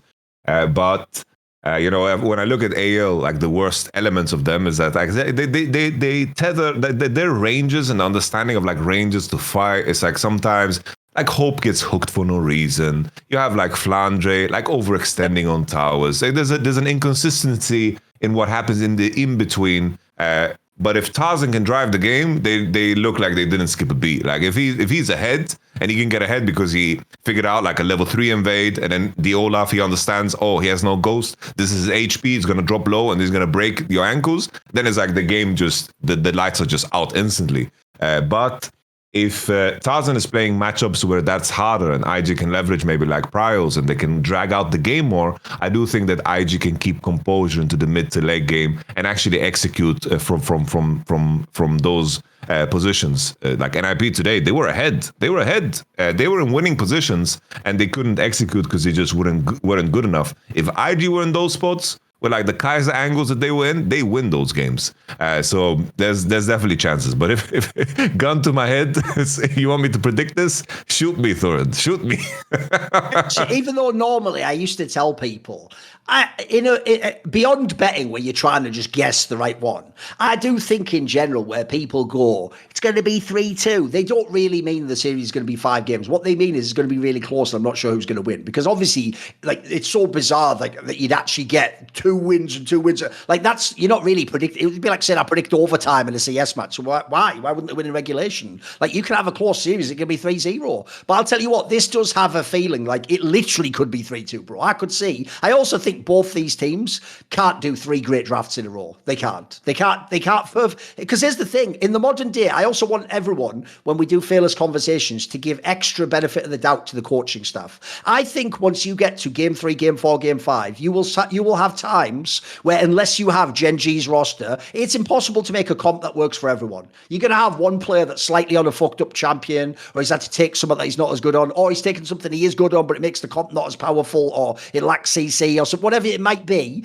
That's what's just going to happen. So both these teams have that issue right now. So I also do think, like I say, the draft is going to be super fucking exciting. But if you want to frame it, I agree with you. I do think the most obvious crazy edge is Tarzan. In fact, that's why I always stress that even though anyone's legend fell off, this guy didn't. I still think it's only the fact Kanavi exists that this guy isn't the best jungler in the LPL. He's fucking so good. So it's not that he must be choking. By the way, he wasn't even an LPL choker. I don't know where that thing's come from. You've taken an international narrative there, guys, just apply it to his whole life. This is why I say, stop thinking, that's who he really is. No, actually, when people get scared and their brain goes to shit, that's not who they are by definition. Who they are is who they are every other day of the week, isn't it? So but here's the copium. Are you ready? Here's the copium if you're an IG fan. Bro, are we in 2018 again? Because the solo lanes of IG, people are going to think, again, if they haven't watched the LPL, you're going to look at those names and go, you must be in the last decade, Thorin. Like, they haven't been top play. No, if you don't know, the Shy was literally the first team All-Pro LPL top laner. And by the way, it's deserved. Like I personally think his contender would have been 369, but I saw they had Flandre up there too. It's deserved though, bro. Like we obviously glaze Rookie a lot, but I'll tell you what, here's where the Shy's actually been awesome. It's not that, here's the thing. Understandably, he doesn't have the most insane, like 1v9 type games he used to have back in the day, because he used to force those like a motherfucker. And that's why for every time he did it, there's the secret couple of times we don't talk about where he just fucked the whole lane up and solo died 5 times or whatever, or got Dove million. But I'll tell you what, the craziest thing this year that the Shy has done, mate, is bring the floor of his game up. Like, this guy just doesn't do those bomb-ass int games mostly now. I'll tell you what, yeah, if you took the nameplate off, you would just think this is just like a 369 type awesome fucking top laner, who even sometimes, this even blows my mind, I'm saying this out loud, he can even sometimes play responsibly, Yamato. That's not the Shy I remember. Like, I really thought, for real, even after that last Weibo run, this guy was just going to retire as, like, the ultimate fucking, like, brawling fighter. He's the guy who tries to haymaker knock you out, or he gets knocked out himself. That was his whole game. Now it's like he's coming with, like, tactical fighting and point fight and a strategy, and he's wearing people. Like, this guy's a fucking, who is this guy? So I actually do think low-key, bear in mind, I think Shaq's has had a fairly kind of rough fucking split. And by the way, we've talked about it a million times. Even at their peak, Flandre was more like, he was applying things to the rest of the team, or being a veteran, or his style in top lane was like, I hold up. It was, I hold up against everyone. It was like the impact logic, He was never like, I'm the giga carry that smashes everyone. So I actually think you can say that the edge on IG is maybe the solo lanes. I think that's where they can win this series potentially. Like, Rookie and the Shy have a chance to do work here. The Shy's development is like it's the equivalent of, like, you have a guy who was sponsored by, like, Red Bull, the biggest adrenaline junkie ever, that jumped out of planes perma and did like crazy skating tricks, and then suddenly one day he just stops and becomes a family man. He like does gardening and shit, like, and then he's like, you don't miss it? It's like, no, I don't miss it. And the Shy is just playing solid. I do think it's like Billy smoked IG. But I do think Billy, the same way, it's like we talk about IG strength in the solo lanes. Billy have been a knight. It's like that is a very, very different context to how Shanks and Flandre played the game. It's like Shanks is a very strong player. He had good Akali performance, for example, today. But even in that game, he was not doing well in the early lane phase. And Knight was the guy who he was messing up Rookie level 1, 2, 3, was getting solo kills, and that is a completely different segment. It's like Shanks does well if he gets to qualify into those team fights, but the Rookie is more of the archetype of Knight. And when you have two similar players fighting against each other, someone's going to come out bleeding. It's like the equivalent of like just two people that are just known to have good stand-up game. It's like somebody's going to get knocked out. Like they're going to wrestle or clinch or whatever. Someone's going to get KO'd. And I do think that Rookie and Deshai should be like the way in. If Rookie and Deshai can take control of the early game and get Gala to the point where it reaches 1 item, 2 item, 3 item, that is how IG win games, because Gala knows how to deliver later on in the game, and he is, he's the wheels of this IG car that are just so damn clean and crispy good. So if they just get there with their great driving, I think that IG could win. It's interesting because it's like I just pulled up like what the bookies were saying, and it's like AO, IG 50-50, Top Esports, Bilibili 50-50, and then Weibo favorite against JDG. Yeah, but I can totally see why, because if people don't know, obviously the lines then get pushed by the betting. But I can totally see why the betting is split, because I do think you can talk yourself into any of these 4 teams winning these series. Yep. Oh, it's why the joke is those 2 series could be fucking amazing. And then it's like, that meme where it's like, oh, amazing series. Not you to Weibo Gaming. Don't give a fuck about you. Listen, whoever even wins that, your job is just to immediately lose and get the fuck out of the playoffs and get over to that regional. Get in that regional, because we don't want to see you in the finals. And you're just not getting there anyway. That's why the craziest thing is, you could argue if you're IG and anyone's legend. Here's the other reason this game's super hype. Bro, if we win this one, it's actually arguably an easier game than the next one to come top 3. Like, whoever wins out of Weibo and JDG, we should all feel confident we're going to beat them, mate. Like, this basically means we're going top 3. And if you're IG or anyone's legend, top 3 is a good split already. And you've got the chance then, obviously, if you level up to go to the finals even, maybe. Yes, sir. And I think it's... We've covered the LPL the entire year, and the entire year has been riddled with like question marks in terms of form and everything. But now we're in a situation where the top 6 is exactly like the top 6 that we would imagine. It's like every other team is out. There's no regional qualifier for them, because the teams that have the most amount of points have the potential of getting the most amount of points. These are our 6 teams. And like looking back at how the year has been through the downs and the lows and all that bullshit, WE doing a resurgence, FPX winning a couple games, like all of that was just noise. And even though everything was crazy, we do have a top 6 that we could have kind of expected at the beginning of the year. So that's cool. The only bummer is the JDG roster move things. If they'd have had their original team, then it'd be even more hype, bro. Then it'd be like, holy fuck. But that's what I mean. They sort of took themselves a little bit off the board. But at least, as you said, by the way, they did overtake the other squads that were the ones that were like the battling. Yeah, I agree. They sort of figured it out in the end. I actually think, look, I don't know about you. I've been enjoying the LPL across the board. The regular split's great. The playoffs are awesome so far. We're actually only just now building to the super hype games too. Like, and I'm going to fucking love it, mate. I love this double limb bracket. It's awesome.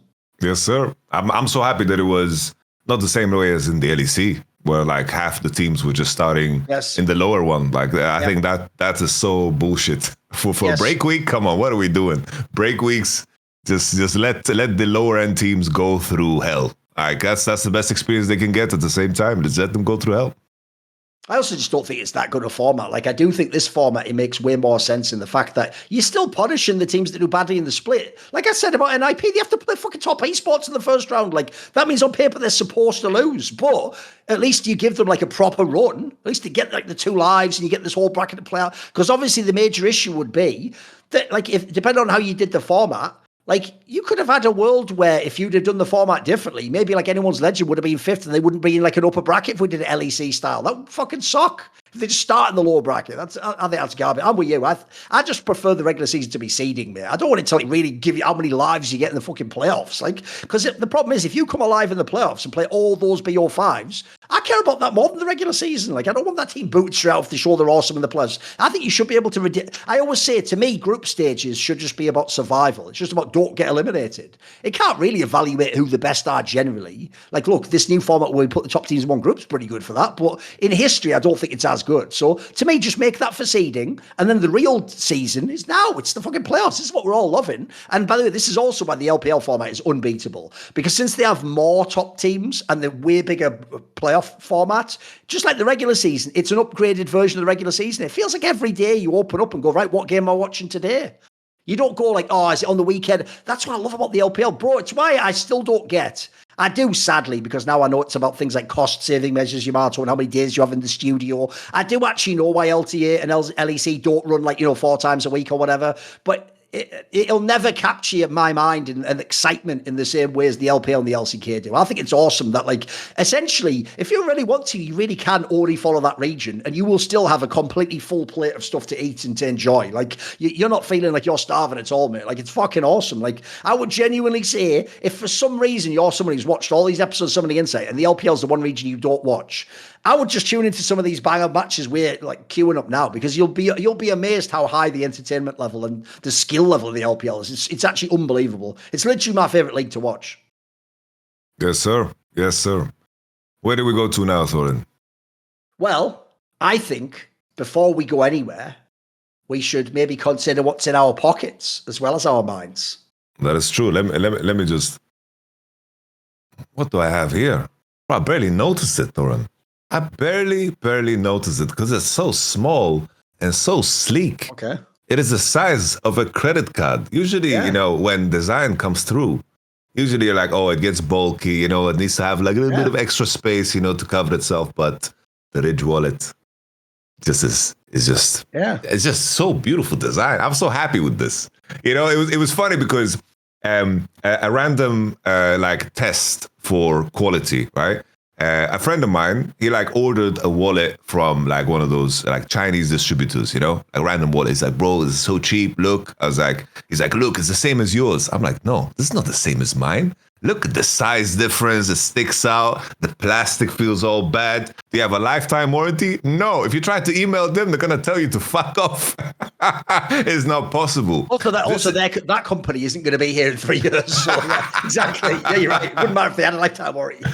And this is something that I keep in my pocket all the time. I always, with my rule is, invest into things that you use often. It's this is something that carries very, very valuable things for me. So I want peak design, I want peak quality, and I want, a company that believes in the product. And that's Ridge Wallet.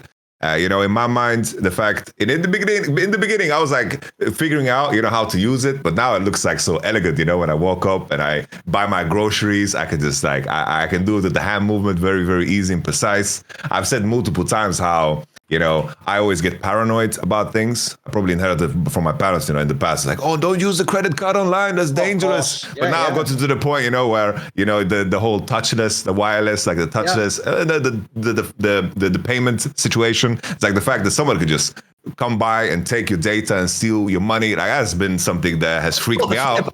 Right, This keeps you protected. It has that protection to make sure that nothing can scan through, which is super cool. You have so many, colors and styles to choose from. You saw Thorin's blue one. This is I believe this is the carbon black, which I like. It has a matte look. I think it's super, super cool. Over 100,000 5-star reviews. I think that's mental in itself. In the end, I think this is a product that I wholeheartedly recommend. I'm super happy that we got, sponsored by it. And I've, when you get products and you use them perma, I think that's the biggest testament that you can give. I've held on to this and I've thrown away all my other garbage in terms of holding cards. And this is my go-to. I'm super, super happy. In the end, for limited time, listeners get 10% off at Ridge by using code SI at checkout. Very simple, SI. Summoning Insight SI. Just head to ridge.com and use code SI and you're all set. After your purchase, they'll ask you, where did you hear about it? Where did you hear about Ridge? Just let them know that you heard it from, of course, us. It will support the channel, it will support us, and we can keep doing the show till the end of time. Thank you to Ridge Wallet for sponsoring us and keeping our cards safe and also making us look cool when we, bust out our cards or ID or whatever, because that's also super important. By the way, I'll even give you a little, obviously I haven't got the budget to do this right now, we're not in person, but I'll give you the theatre of the mind, as they call it. Come with me on a journey. I imagine doing a fun skit, Yamato, to help advertise this Ridge wallet, where it's that scene from the classic film American Psycho that everyone loves, the one where Pat Bateman is doing his business card, right? And the premise goes, because obviously you can put your business card in a Ridge wallet. The premise goes, he goes, now let's see Paul Paul Allen's business card. And then what happens is to show Paul Allen's, but this is the tweak in my version of the scene. In my version of the scene, the guy pulls out his Ridge wallet and suddenly no one gives a fuck about Paul Allen's business card. What is that? How sleek, the design. I have one of these Versace leather wallets. Nah, this is more advanced, it's got the carbon. Exactly, that's what I'd go with. I'd go with switching the game up style scenario. That's what you need to do right there. Exactly. And then I'd go, very nice. And then I'd be all, he's got a way better wallet than me. Look at that. That shit's fucking so compact, it doesn't even stick out. Now women don't even know if he's happy to see him or he just has a big wallet. They just know he's got a great which one, and he's interested in efficient quality thing and savings. And he got it from someone inside. He saved money on it too. Why can't I be that lucky? Turns out you just had to watch someone inside and buy a Ridge wallet. There you go. By the way, I need a really quick toilet break, 30 seconds. So what I'm going to do is I'm going to tease that after this, we're going to talk about LTA, and don't worry, we're not going to pussyfoot around. We'll just start with the Bwipo drama. We'll get to the matches afterwards. So I'll be back in like 30 seconds, and we will talk about the Bwipo. Dun, dun, dun. All right. I'll keep the homies entertained, I guess. Yeah, I'm not going to start the topic because I'm curious about how Thorin's going to start the topic.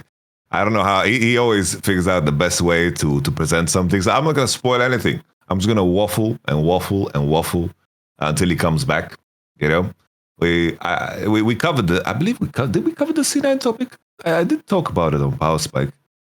I sometimes mix up the shows because C9 bombing out. I don't remember if we talked about it. All the shows kind of melt together. But I think Thorin is going to remind me. Like he's like a walking library of just information of things we've covered and not covered. So he makes my life easier. Now C9 going out. When I look at the bracket, it's just crazy. It's crazy. I can't believe that they did. Especially after that spring split. Oh, they were so close to beating FlyQuest. And then every damn split just ends with Blabber doing something ridiculous. Like, what is my man doing? I don't know. Blabberoni.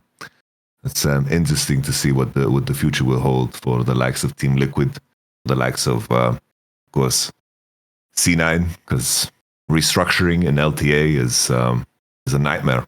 You have your core players, and if they are not doing good, like where do you go from there? You have to maybe spread out and hire people with different religions so you can pray to all variants of God. Hello, Thorin. The fuck were you talking about there? Holy shit. Did he just do a religious sermon there? What was that? I was talking about the LTA off-season for Team Liquid and C9. Right. Okay.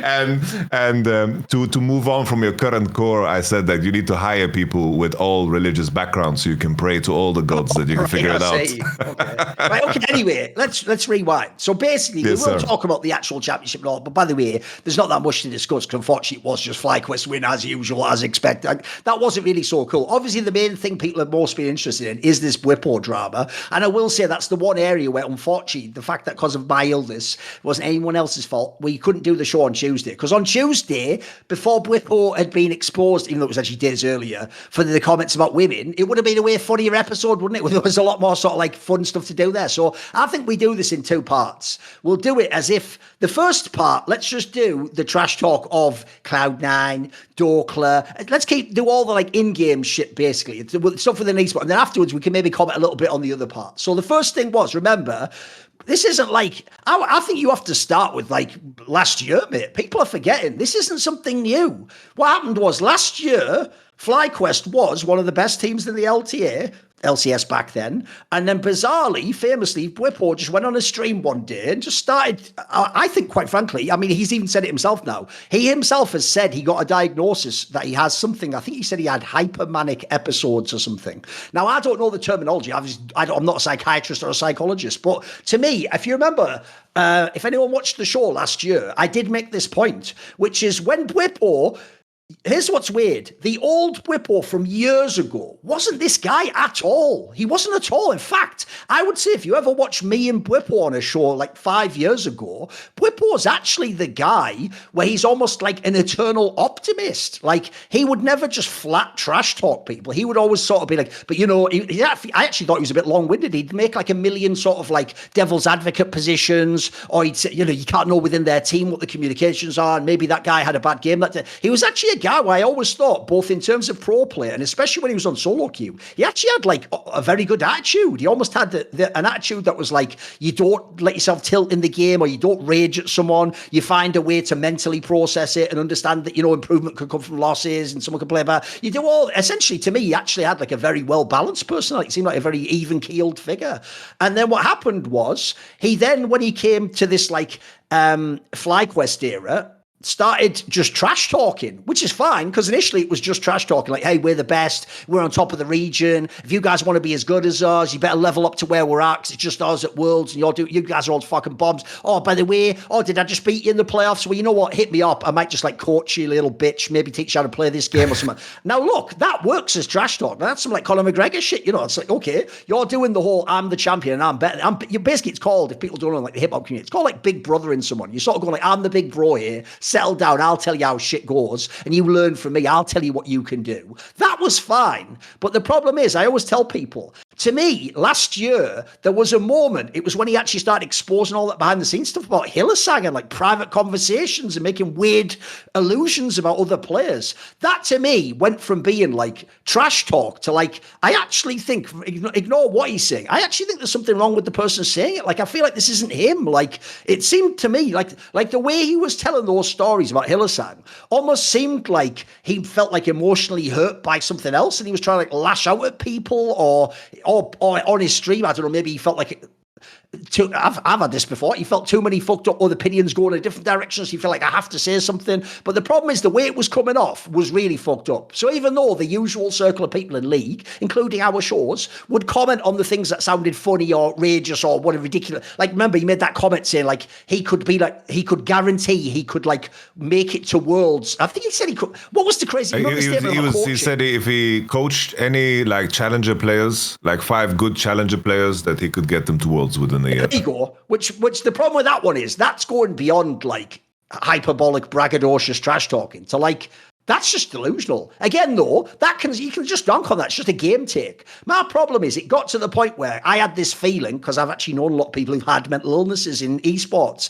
It got to the feeling for me, though, last year where it was like, I can't laugh at this anymore, though. Because here's what I want to say, Yamato. Eventually, that didn't even become I'm trash talking other people. It became what I would describe as like a form of self-harm for Bwipo. It's like he was just, like, I would give the example. Imagine if you had a family member who had like some sort of episodes where they weren't themselves, and then during those episodes, imagine if they did stuff with Yamato, like just take off all their clothes at work, or just you're walking around town with them, they're totally normal, they have an episode and suddenly they scream things at people's faces in the street. You wouldn't just be embarrassed, you'd also be like, I feel really bad for them, like, fuck, we got to get you some help, like, we can't let you just, like, you can't keep going to work, you got to take some time off, or fuck, you got to go see someone, like, something's going on with you. So that's one thing that already worried me last year, bro, was I felt like people didn't do that. People were just like, nah, fuck him, let's get, like, they were treating him like a fucking ant under a fucking magnifying glass. Let's just torture this motherfucker, lol, look at it. And I thought it got a bit cruel, actually. So why I said I can't take this as a joke anymore. And I think people have forgotten that whole thing, bro, because in between then he went back to the trash talk thing. Earlier on, it's fine to do that.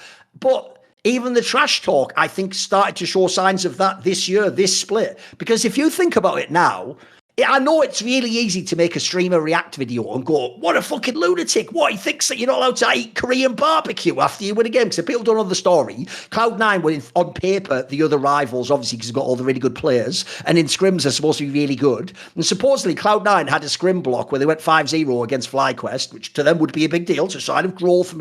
And basically, Bwipo heard... There's a crazy detail, but I'll tell you in a second about that. Maybe you don't even know this update. Bwipo heard that Cloud9, when they won the scrim block 5-0, celebrated by having Korean barbecue. Now, if you're a normal person, you're going to go ... and? But to Bwipo, he was saying that as if it was like, and when they won a 5-0 scrim block, they just retired from the game and thought they'd already accomplished everything. It's like, that's almost the way he was presenting it, bro. He was making it seem like they'd done something like really out there, or they'd even done something unprofessional, or like I still don't even know what the trash talk was, because I would just say this quickly. I haven't heard anyone say this side. Bro, you're in LA. Korean barbecue isn't like having a fucking wedding banquet. You also have 2 Korean players. You know what Koreans, I know it's going to blow your mind, Bwipo. Koreans like to eat Korean food, you fucking idiot. You don't know Korean barbecue in Korea is the cheapest food imaginable. It's not like a fucking. They didn't win the game and immediately pull out champagne bottles of Dom Perignon, pop the cork, and start eating the finest beluga caviar, and then fucking eat gold afterwards. Bwipo. They just went and had food, Korean barbecue, probably one of the most famous like communal foods to have as well, with Korean people who have to live in America, bro, and they had a good day. So how he took affront to that, I still don't really know. I think it's actually a bit mad, but. Here's what's mad. I'll tell you what, I'll get to it and say, I want to know, what did you think of that? What did you think of when you heard this thing of like they're eating Korean bar? What did you think of it? No, I thought it was so silly to make that assumption that it was a celebration. it's a big jump to make to say that this is a celebration, because as you said, it could just be, you know, it could just be like, oh, we need to eat, and it's doing food, isn't it? I know, like, it's so weird. Are you really trying if you're not starving, you know? And also, like, I guess you alluded to it, but it's like Dom was visiting, so they had like that pre-planned, but it's just such a jump, you know? It's like I forgot that detail. You're right. Dom, their remote analyst, was only visiting for that week. So you can even make the obvious argument, as Dom did, as you're saying, that they just went there because Dom was there. He's not going to be there the rest of the year. So they just want to have, you know, like a basic dinner with their friend. So which obviously Bwipo obviously didn't consider, unfortunately.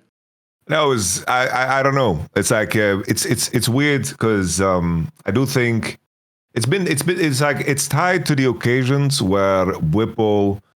Like it comes across as if he feels some responsibility if he's on the best team in the region, because it was like after the FlyQuest win, because it didn't happen like when FlyQuest got second place, there was nothing there, and it seemed like he held on to something super long, right. And then it was like an unleash. It's like, oh, they finally won the split, he's the best team in the league, and now finally he can like speak on all these things that he thinks that the region is doing wrong in terms of their improvement, and it was almost as if the things that he disagree with, almost as if he took it personal in a weird way. It's like, oh, this team is not working hard enough. Like, that's fucked up. Like, that's personally hurts me. And the framing in his mind, like looking at C9, like him being in the position with FlyQuest being the best team, it comes across as if almost it would like offended him that they are not trying hard. It's like, oh, you're second place. You should not eat. You should not do anything. You should not rest. It's like you should do things my way. And it's in a weird way. It's like it comes across as if he views it as his responsibility, and he takes offense to anything that goes against how he would do it.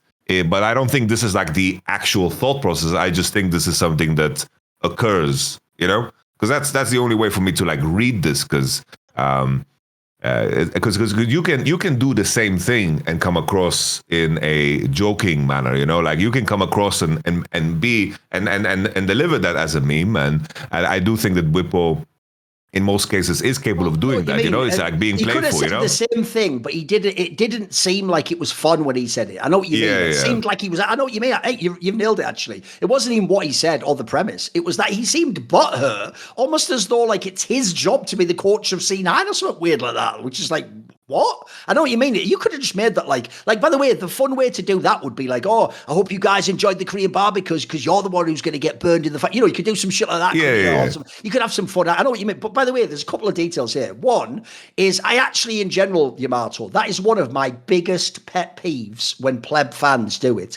Everyone will have heard this. You know, when a player, let's say, does anything, mate, they do a fucking media appearance, they say something on Twitter someone doesn't like. If you're not the number one player or team, there's a moron fan will go, hey, how about you stop tweeting and try and get better at the game? It's like, oh, that's not the way time allocation works. He's not actually sitting down going, I could practice 2 hours more, but wait, instead of 2 hours practice, I will send this tweet for 30 seconds. Send. Like, you're just an idiot when you say that. You sound like the person for real who does that whole, like, they can put a bloody man on the moon, but this can of beans is really hard to open. Yeah, the NASA scientists aren't working on the can of beans, you fucking imbecile. They don't get $80 million a day to work on the can of beans. It's a totally unrelated form of technology that has no connection to the moon missions, does it?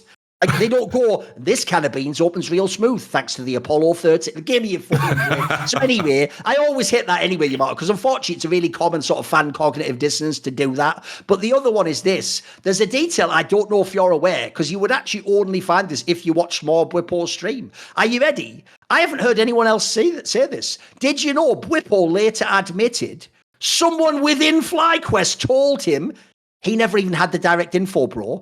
He says he admitted himself on stream. Correct me if I'm wrong, people who watch the stream.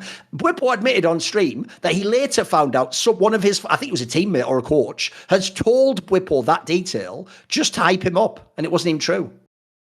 Like, it was true they went for the green barbecue or whatever, but as far as I know, like, he himself said something like, and I was even told something weird like that, or maybe it was like a Dhokla angle, whatever it was. There was something to do with when Rip was offended, where later he even said that. So here's the thing, I don't even totally hate that, Yamato, because it doesn't everyone on The Last Dance love the idea that Michael Jordan took it personally? Like, you all vibe with that when it's the best person. You all think it's cool. Because, by the way, I do in a way. Like, in a fucked up sense, if you are, like, really good, it is hard to motivate yourself every game. You motivate yourself against, your main rivals and to win, but to play awesome every single match. That's why even if Michael Jordan can't do that, he has to find some angle of, like, oh, this up-and-coming player thinks he's as good as me. Right, I'm going to prove he's not today. Ooh, this guy, last time he played us, they got an upset win, and he said something a bit cocky. I'm going to show him today. That's actually clever, because what Michael Jordan's doing there is not even about you or the public. Look, he's giving us a show, but really he's doing it for himself, isn't he? He's trying to keep himself motivated. He's trying to make sure that for him, it is personal. He has to really care about it. That part I don't mind. I don't even mind the idea a FlyQuest person did it. But it is a bit dark if it's like, so Bwipo,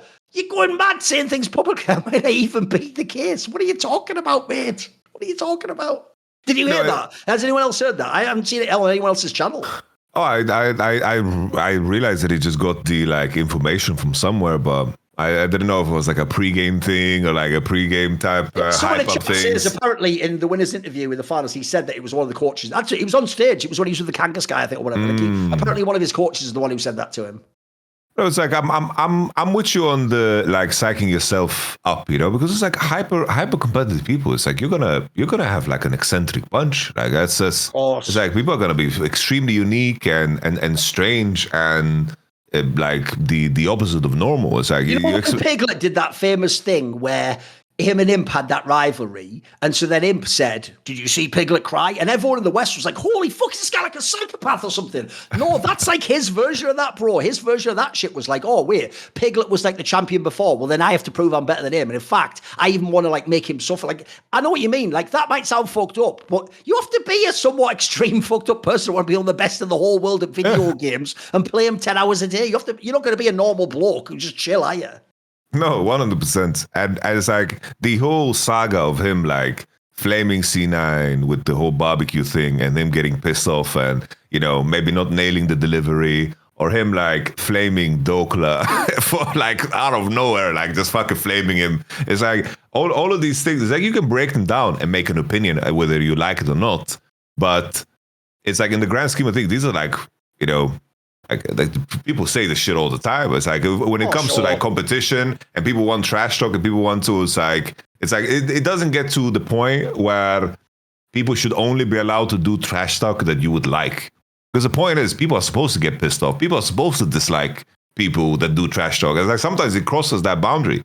Like you can have a personal opinion about, this thing is shit. This is so shitty and untrue. But it's like that's a part of the beef, It's like we want to make the example of like rap battles, It's like when Nas dropped Ether, It's like it was what it was, It's like he dropped some exaggerations in there and he dropped some lies in there, It's just a part of the game, and it's like whether you like it or not, that's up to you. It's like it's not, at least in this conversation, there is not like some big moral thing that is being crossed. It's like either you maybe you're an asshole in the way you come across, but that's a part of the game, And if your conclusion is Bwipo's an asshole for what he said about C9 and Dhokla, and for example, out-dominate, like Dom was fucking pissed. Like he fucking doesn't like Bwipo anymore. That's fair, That's fair game. That's a part of the game then. That's if you're in the kitchen, that's the heat, Yes.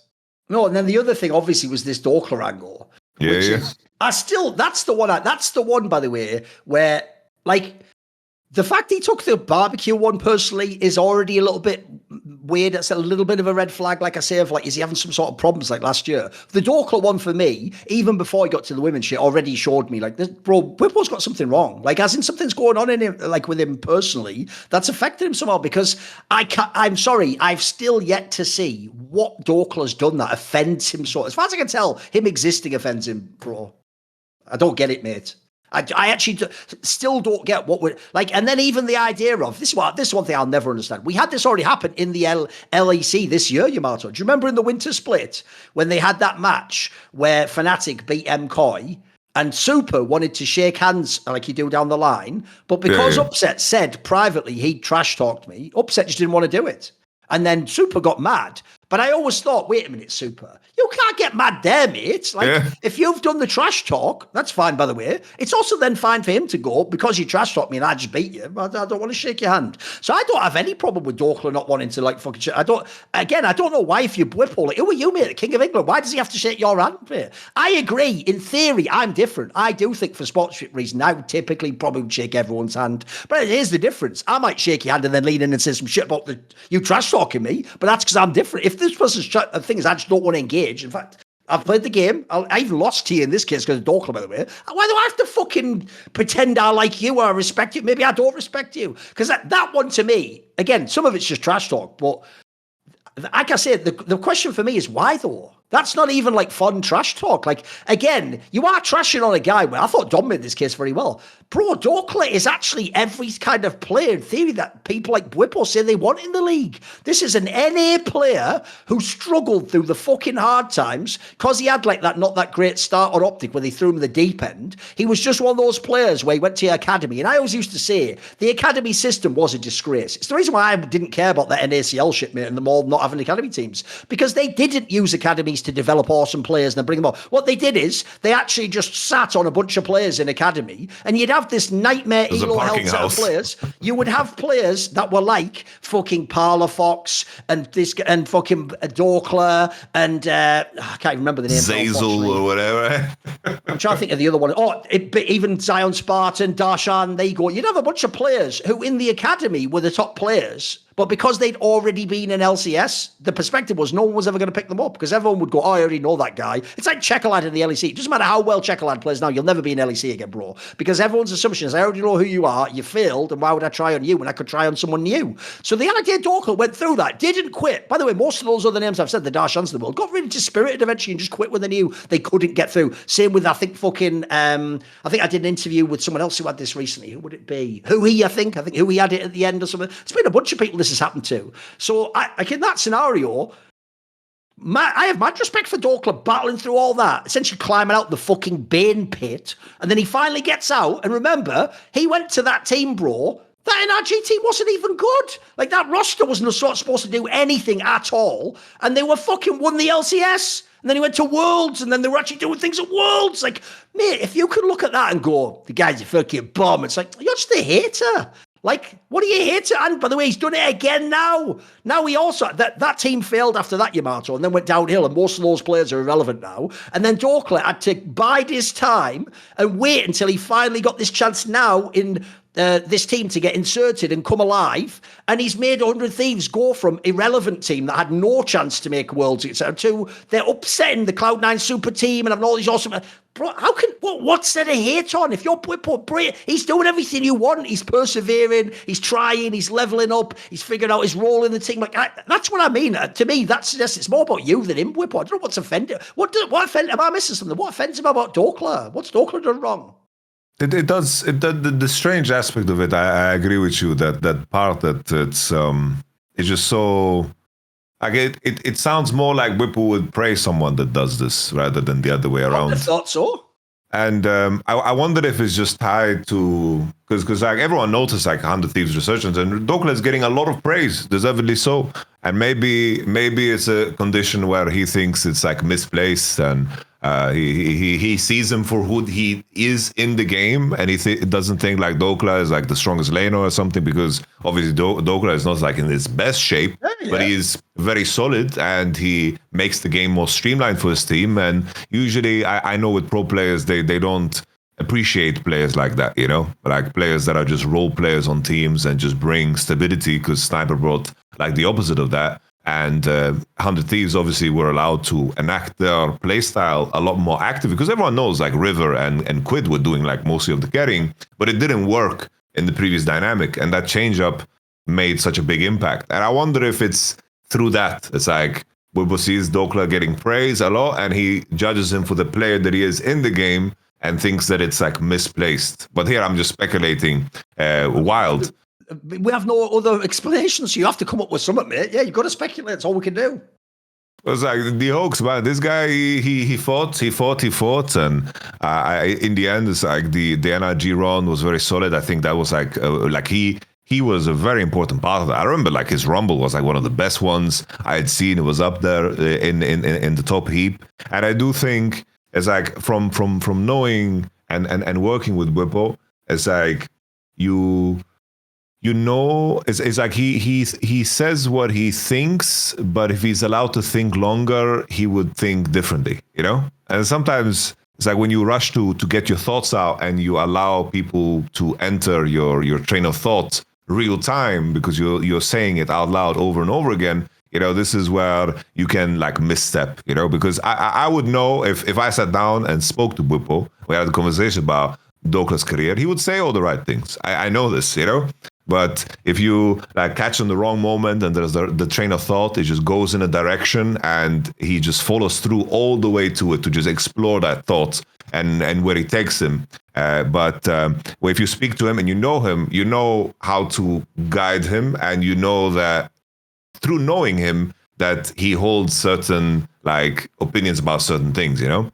Because sometimes I remember like when I worked with him, sometimes we just like I recognize there was a pattern. It's like we would just argue to just follow a train of thought all the way till the end, even though I'm like, well, what am I arguing against here? And then in the end, he would like agree, but it was just like following through a train of thought that I knew was like, what the hell? What the fuck are we going? This is pointless. But he just followed through on it, you know? And then in the end, it's like you recognize how to kind of navigate that. But that's also like where Bwipo's creativity as a player comes through. Someone can bring him a thought. It's like, what do you think about this champion nobody plays? Then he sits there and like ponders and thinks about it and goes on these long tangents and train of thought. And he would explore it like completely. And maybe it's a waste of time, maybe it isn't, but it's also a part of what makes Bwipo special as a player. And it comes back to the initial point. It's like, yeah, the best players are very, very eccentric. It's very rare that you're going to have like someone like a Roger Federer or someone that just like plays the game, doesn't say anything, is like really, really, you know, chilling, whatever, you know, like that's very rare. It's like usually you have like these eccentric guys, you know? If you even look at the trash talks, if people don't know, he was even doing the thing where, I've always said this, I don't personally hate if you trash talk a bit after the game, but in my opinion, that should be more for the fans and the show. In my opinion, the real trash talk should always be before the game. That way you have a chance to be proven wrong or for the other person to perform well. Because if you just do it once you beat them, like then they haven't got any chance to do anything in the game. That's what half the fun is, like knowing the presence of the trash talk before the match and how that'll affect the game. And then when someone does a solo kill, you know, that's what you want. So my problem again is he again trash talked him after the game. He did a tweet, if people pull it up, after the finals, where he said, 100 Thieves played great today. Happy to get my first finals MVP and would have happily celebrated Dhokla returning to form and gapping me in 2 out of 4 games. So already, I'll give him credit. Even though he did just say, I would have celebrated him, but I'm not going to. In a way, he sort of did. He sort of just admitted he got gapped in 2 of the games. Just, by the way, you don't have to do that when you've won and you're the more famous player. I'll give him minor credit there. But then here's the problem. That sentence didn't end Yamato. It said, but we're pretending getting called out for placing 5th on average is not poor performance. Confident he'll get a rematch, so good luck there. Right, here's the obvious first thing I'm going to say. That's really gross to me for this reason, Yamato. Because the implication there is that if Dhokla on average finishes 5th, that represents who Dhokla is and how good Dhokla is at League of Legends. And by implication, otherwise it wouldn't make sense, to trash talk him. Bwipo's saying, I don't on average finish 5th. I'm a guy who, you know, makes like deep runs in the playoffs, is in the finals, and now I win championships. That's because your teams are about 10 times better than Dhokla's. What's stupid about this, by the way, is forget the placing thing, you idiot. You are obviously better than Dhokla. You can just say, regardless of any match result, you are a better top laner than Dhokla and have a better career resume. That is totally true. I mean, even individually, bro. The problem I have is this, even though it wouldn't matter, like it's not like Dhokla would have had the same success Bwipo did with his teams, but Bwipo's teams are like 10 times better. He walked into what some people think is the second best European team ever in history, and even didn't have to play all the time. He was the sub understudy to Soaz and eventually got integrated for exactly his strengths on certain champions and style of play. Then after that, he had some amazing Fnatic lineups. Basically, it was actually only your first one with them that was the scoffed one. And even then, by the way, that was like scoffed in some LPL sense, where it's like, mate, if scoffed is I have self-made, and then later on I have fucking Adama. These aren't terrible players. These are people with talent and prospects and some like decent performers. And then after that, he was on a Team Liquid Super Team. By the way, am I missing something? You played on a Team Liquid Super Team with Bjergsen, where everyone's paid millions of dollars, completely failed, and what, did we just delete that, bro? By your own Dhokla logic, you're a fucking bomb. You had all these great players called JJ. They only don't win with you, motherfucker. Like, you were on one of the most expensive teams ever. Then you come to FlyQuest. I'm sorry. I'll give you this. FlyQuest bottom lane were inexperienced and nobody's. Even the first FlyQuest lineup was fucking Jensen and inspired. Like, these are people who've done worlds already, for fuck's sake. They've been like champions. And then in this particular case, now, when you're getting quad, mate, you have a fucking really good roster. You have the only roster I think can even contend in the region is not, it's certainly not Team Liquid, it's just the Cloud9 roster. That's it. And that's if you really imagine all the best of the Cloud9 players. If you're Bwipo, like, mate, you are a guy living in a mansion in Beverly Hills, talking to a guy who scraped his way out of the ghetto, and then you're like, huh, you spent most of your life in the fucking ghetto. You must be a fucking bitch. I was sleeping on silk cushions every night. It's like, what the fuck has that got to do with his life? What is the trash talk even? Like, again, this is why I don't get how he's going to later pretend, because he did another tweet about how he'd persevered in his career and gone through TCL, all the shit literally from the last decade, by the way, not even anything recent. It's like, bro, which is it? Do you respect grinding and hustling? Because if you do, you have to respect Dhokla, I'm sorry. Or are you an elitist? In which case, why are you bringing up your person? Because I think Bwipo, once he became pro in LEC, I admit, to get there was hard. Once he became an LEC, which, by the way, we're talking like 7 years ago now, he's had a fucking awesome run of teams, mate. He's had some really amazing teammates. I'm sorry. With some of the teammates he has, you almost couldn't finish 5th place. You're just too fucking stacked. Like, all your teammates are like all pro, etc. What did you think of that detail? Again, this tweet just doesn't make coherent sense to me, bro. You've made some good points. Like, you've trash-talked Dhokla a little bit, but the angle you're trash-talking him on is that he placed 5th on average in his teams. Like, what? What's the angle? Give me it. Come on, what do you think? It's like the... It's weird because the trash talk is like similar to how almost a politician would like just frame things, you know? Okay. Where there's like, it's like, it could be true, but that is like the worst version of it all. Yes. That you're just like painting. Yeah. Like you're like, it's like a fallacy in itself. It's like you're doing the worst assumption. You spun it. Yeah. It's like, this is not like a politician's work. You know, something happens and it's like, oh, this is their fault and we need to do this. We need to reform this to do this. Anyway, it's like, see, this thing here that's totally unrelated is exactly what I always say needs to happen. I don't mean that's a go-to move, isn't it? Yeah. Because that's what this trash talk is, you know? It's like... Yes. It's not like playful. It's not like there is. It's like if you dig a little bit, there's like very little truth to it too. And there's other angles to go with, you know, and usually like Bwipo has been good. It's usually good with being playful, you know. It's like, I think the GOAT of trash talk will always be Wunder, because Wunder, he could laugh at himself, which is crucial, really, really crucial. He could laugh at himself, and he always did it before the game. Remember when he was implying before the World's Finals that they were going to like easily beat FPX or something? Yeah.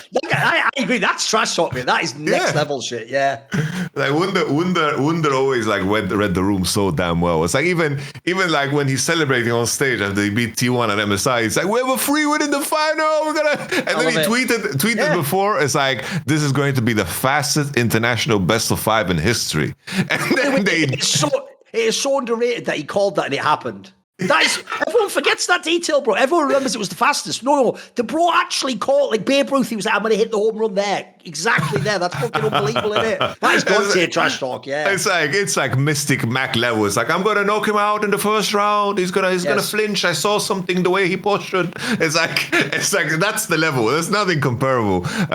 It's just because that's how you do it. It's like when Wunder ate shit, he also ate shit. Like he didn't mind, and I think that playfulness is super crucial if you want to win over everybody, because who can hate that, you know? But if you take this angle, you know, of like trying to like the back alley, you know, stabbing version of trash talk, like people are gonna dislike that. And if that's what you're pulling for, sure, but I don't see Bwipo as that person. I've never seen Bwipo as that person, you know? That's why it's so strange. And then we will move to the more sensitive part, but I will say one last thing about the Dhokla thing, which goes like this. The other reason I don't get the trash talk is, bro, Dhokla was never supposed to ever play you in the finals. It was supposed to, remember, even if we take aside Cloud9's failure, it was supposed to be Shopify Rebellion that was going to be the other team in the finals. Like 100 Thieves have done like the miracle lower bracket run where they've like leveled up throughout the thing. The fact that he can even get to the finals as not even an original starting player, and then you yourself admit you had good games against you, the theory the best top laner in the whole region, like, surely he has to get props for that. Come on, mate. You know what I mean? Like, and as I say, I don't blame Dhokla at all for just thinking, fuck this guy. Well, I'll lose to him and this fuck's going to talk shit. But I'm not going to shake your hand as well, am I? You can fuck off with that one. You shove that up your ass. So, okay, now let's go to the part that's a bit trickier. But luckily, here's what I've learned over the years, Yamato. Believe it or not, some of the things that got me in trouble in the past were just that I was saying them on Twitter. This might seem obvious to everyone else, but it wasn't to me at the time. Because back in the day, maybe you know this, 10 years ago, Twitter it's all the internet was like this. There wasn't these algorithms. In fact, there wasn't a For You page on Twitter back then. So famously, back then, in the same way as on YouTube, you didn't go on the front page. What you did on YouTube, everyone knows this, is on YouTube, you would go and you'd click your subscriptions button, wouldn't you? And that's all the channels you're subscribed to. And then what you'd see is it present you the most recent videos from all your subscriptions. So if you subscribe to a particular football channel, ASMR channel, League of Legends highlights channel, Thorin's esports channel, you see the latest video. And if that topic interests you, you click it. And so actually back then, social media and content platforms were about building your subscriber base, because then your subscribers see what you put out. So what it meant about social media, as a very quick wrap up, is this. Social media used to be people who follow you because they're interested in what you say. Like something like 6-7 years ago, even before the For You page, social media became about these algorithms and the front page aspect anyway, where it became about not, oh, I follow someone, so I'm interested in what they say. It became about who's the one person today that's talking about this topic that I hate what their take is. And then everyone who hates you, like a magnet, like a moth to a flame, is just attracted to you instantly. And then they all just mob you and go crazy. And that's why Twitter became really toxic. It just became like, for a whole week, there'll be people eventually, if your tweet gets out of like containment, who won't even be from esports, bro. They're just hearing some vague thing. Hey, it's just that guy that said that. And then they're just fucking hating on you. And it became really fucked up. So what I had to learn about the meta of Twitter is this. There are certain things that if they require a lot of nuance to understand, don't do it on Twitter. So I don't tweet about topics like the one that Bwipo did now, because it's really easy for people to like not know what you mean by that. So, but in this particular case, right, so I actually haven't commented on this topic, but I'm going to comment on it now, because I actually think if you do it in a video, though, you can actually break down the nuance more and you can make your case better and you have time to explain yourself. So anyway, there's been this drama with Bwipo where, as part of what I think is one of his like episodes, I don't know, actually, here's what's funny. This one didn't actually seem like it was from like a full-on episode. He actually seemed fairly chill on the stream if you ever watched it. The Dhokla stuff suggested to me he was having some sort of episode, and he's got, you know, something that I actually think genuinely something emotionally was bothering him. Probably nothing to do with Dhokla, I would have guessed, by the way. Like something's bothering him, or something's happening with his mental state, and he just picked Dhokla as the target to lash out at, because Dhokla was the one in front of him. He's about to play him. Dhokla's the one who's everyone's hyping because he's joined under the thing. We talked about it a second ago.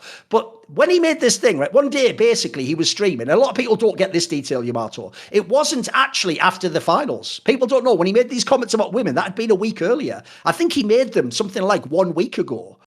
And what happened was he'd done a stream. If you ever watch it, it's just a normal stream. It's just him playing League of Legends, mate. Just queuing up, playing. And while he does that, like most streamers, he reads the odd comment from the Twitch chat and uses that as questions to keep himself talking.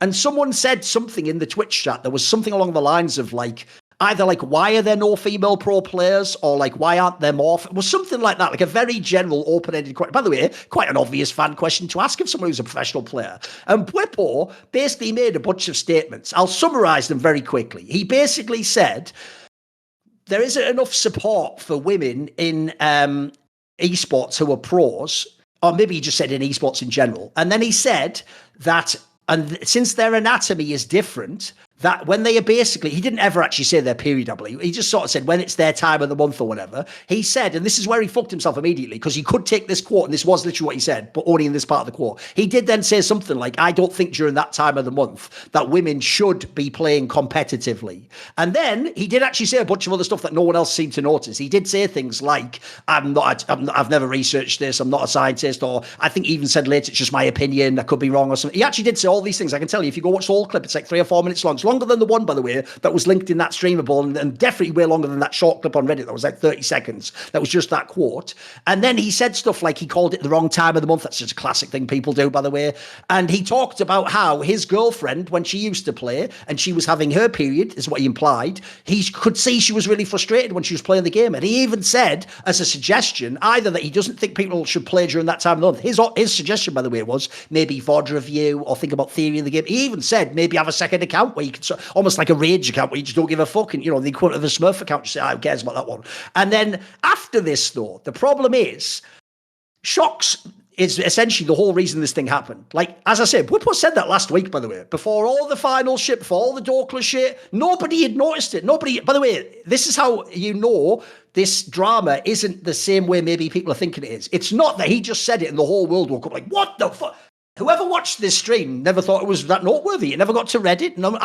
People like Dom never heard about it. I never heard about it. No one on my Discord ever linked this clip. But what happened is, as far as I know, after the Dhokla shit, people did go and start looking, I assume, on the past streams, because this was like the second to last stream he'd done. They started going and looking at his past streams, and people found these clips. And when they initially put them out, they were initially circulating in my community of like the Dhokla ones. Like, oh, you won't believe what he said next. Look at this. And it was linked up there. And what happened was Shocks woke up one day, saw this, and made a whole TikTok about it. She made a TikTok, and her whole take was essentially, well, it's what we can get into, but we'll get into, I'll just explain it first, and then we'll get our takes and we'll get into it. Essentially, I could summarize her TikTok like this. She took offense to Bwipo saying that. She interpreted it essentially as like, I mean, she outright, I believe, said it was dangerous rhetoric. She interpreted it as like a negative thing about women, and that he was like, I wouldn't say she thinks he specifically was like oppressing women. I think she just thought he was saying something ignorant, and that this would be harmful because it would allow or encourage other men to have ideas which are like more extreme or similar without what Bwipo said, basically. And then as a result of this, everyone hated on Bwipo. Everyone, bro. Everyone. I didn't see a single person that's famous except Nemesis briefly. Almost no one defended him at all. I mean, and this says a lot, even LS didn't defend him. LS, who was defended everyone to the absolute death knell, even he was like, this is gross, this is wrong, it's ignorant, he should educate himself or whatever. And then it turned out that actually this had consequences for Bwipo. FlyQuest came out and said he is going to be suspended for his next LTA playoff match, and that he's going to get, I think his prize money or something will be like donated to a charity. I think it was like associated with women or women in gaming or something like that. So I'll start with you because I want to get your take before I insert my own take. That's essentially what happened. That's like the facts and the order, etc. What was your reaction to this story? What did you think of Bwipo's comments? I think by the way, I'll throw this out there. As if people don't know, Yamato also literally has a girlfriend who has played as a female professional player. On my end, like when I saw the clip, because it's like it came out on Reddit, and there's like a bunch of people who like started linking it to me, and then I just saw how everything went down. So my initial reaction was it just came from, it didn't come across as it came from a place of malice, because I think it's very clear when somebody like inherently is like misogynistic in their approach and like looks down upon women, like that shines through very easy. And I do think like it just came across. I even said I don't know if this was part of his episode, because he didn't seem angry, bro. He wasn't like relishing or like he didn't seem like he was like loving hating on women or like fuck with it. He actually was like, he seemed like he was very chill. It was just like, hey guys, just think, keep going. Like it was just extremely like ignorant, right? Like it's the same thing as I mentioned before. Like if I was right there with Bwipo, I was like, Bwipo, what are you saying, bro? It's like, bro, you have doctors, you have police officers, people like the whole world is running on like women are a part of the workforce and they're doing far more dangerous things and far more important things than playing a league game, and you never notice that at all. Like there's no timeout or nothing. Like they are dealing with that shit and they're doing it well, you know. And then it's like, Bwipo, you're a man. There are fucking emotional episodes. Should men not play league because we have rage? You know, like is that an angle that we can have here? He'd be like, oh yeah. You're right. Holy shit! What I said is dumb. Like I think it would be as simple as that, because I don't think he would defend that position. I think it was just a moment he got asked a question and he pulled from his own very very limited experience and tried to make like an opinion about it, because it started off as like, oh, I don't think the right support systems are in place, and then it kind of went down a hill, because even in the longer video, he kind of, you know, realizes the issue of what he said, where it's like, oh, I think, well, and he says that it's just my opinion and all that. I think that's why he was trying to build that in. Because he was like, at some point, he's like, yeah, I realize there are things that women compete in, but I think esports is a little bit different. Oh, right. And I think at that point he realized that's like, oh, this doesn't make sense. If you need to defend so-called the position or like argue for the position by saying it's like, oh, esports is different, it's like, no, it really isn't. It's like women compete in sports all the time. It's like everything, like they're a part of, you know, society, and it's not like they get timeouts when it's that time of the month. Like it doesn't make a lot of sense. So it's like, I think the main thing is like that Chooks also hammered home in that video. It's like she said she knows Bwipo. She doesn't think that it comes from like a point of malice. But I also understand it's like there was the response to the fight is like, oh, but Bwipo has a point. Like what the fuck? What was the wrong thing about what he said? It's like, oh. It's like that part does get inflamed when something like this is said. So I can understand from from the female perspective that this is like language that is very very bad, because it's just, once again, it puts that negative light on things that have nothing to do with it. It's like women have to deal with a lot of fucking shit in this world, and to add credence to a reason why they should is a very very bad thing in my mind. But I don't think it came from a place of malice. I think if you explain this to Bwipo, he's going to be up to speed and he's going to understand. Yeah, that makes sense.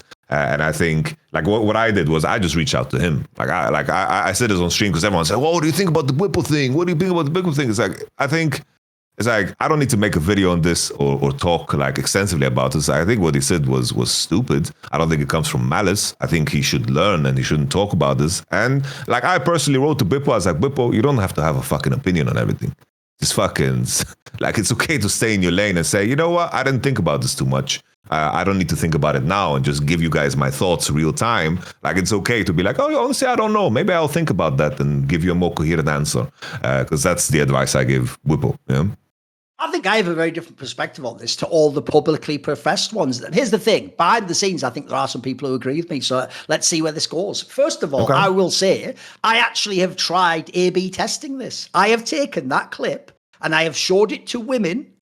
And I've just said, without saying like, oh, here's what I think, what do you think? I've just said, watch this 2-minute clip, like the one that's like the original streamable clip, which didn't have everything in, but it had most of it. It had all the part from the beginning. And the problem with the Twitch clip, if people don't know, is it started at the part where he was like, they shouldn't play competitive. So the part before where he says, you know, they have the hard times. I showed people that clip. And by the way, there was a couple of women who absolutely did not agree with the public perception. They also didn't think he was trying to be malicious at all.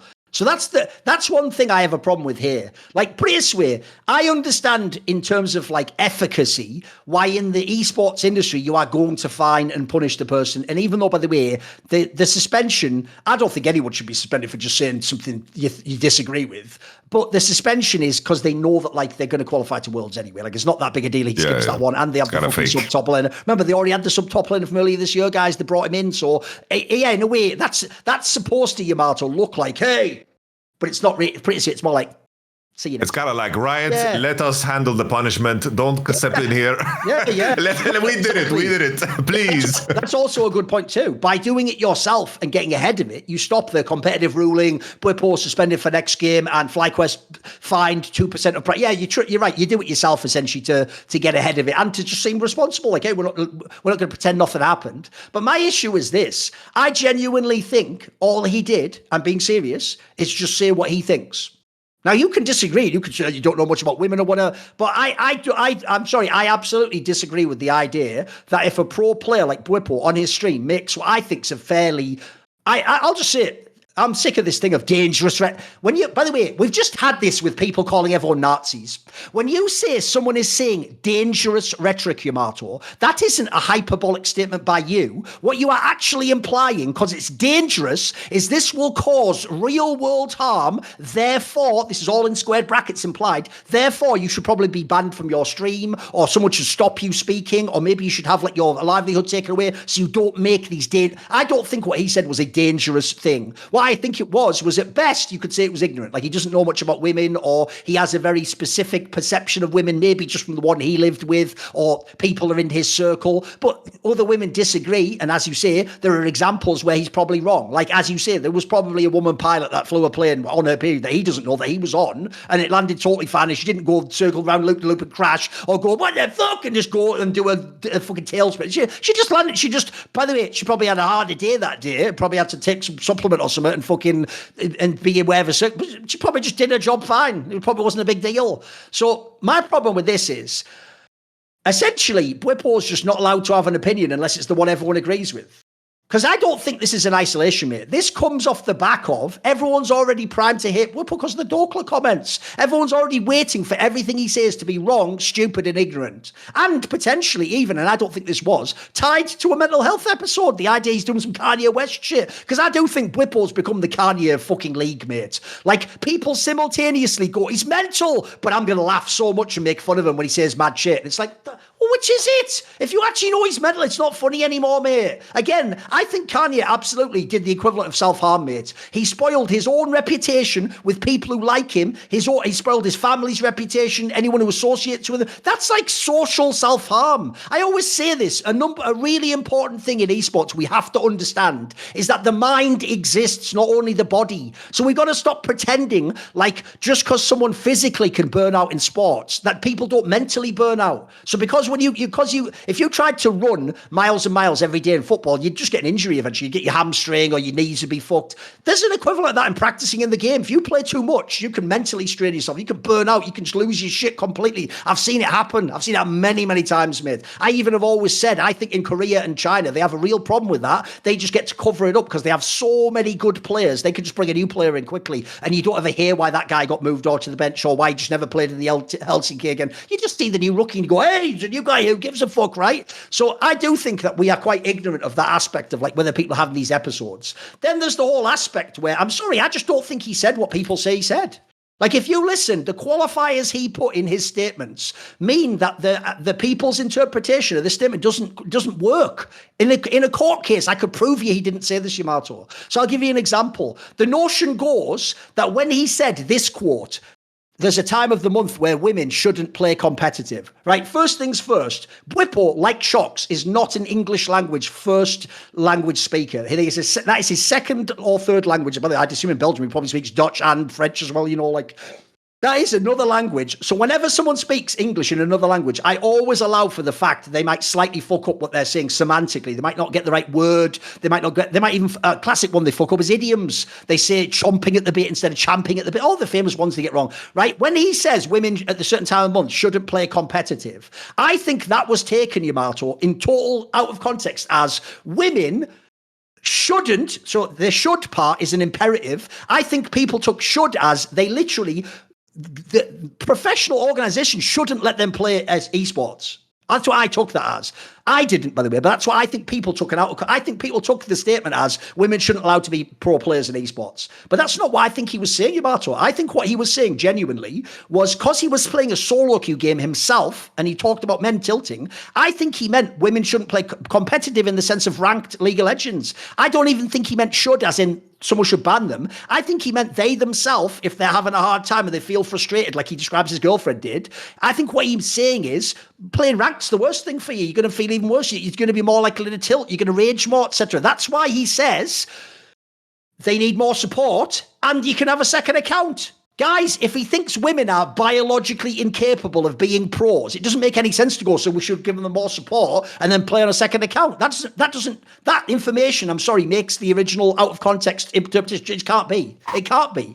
Or you think he lied in part of the statement. You could have that too, I guess. So to me, I don't think it's malicious. In fact, I'll go one further, Yamato. I think this is the one thing that Bwipo has said recently that I actually think came from a good place.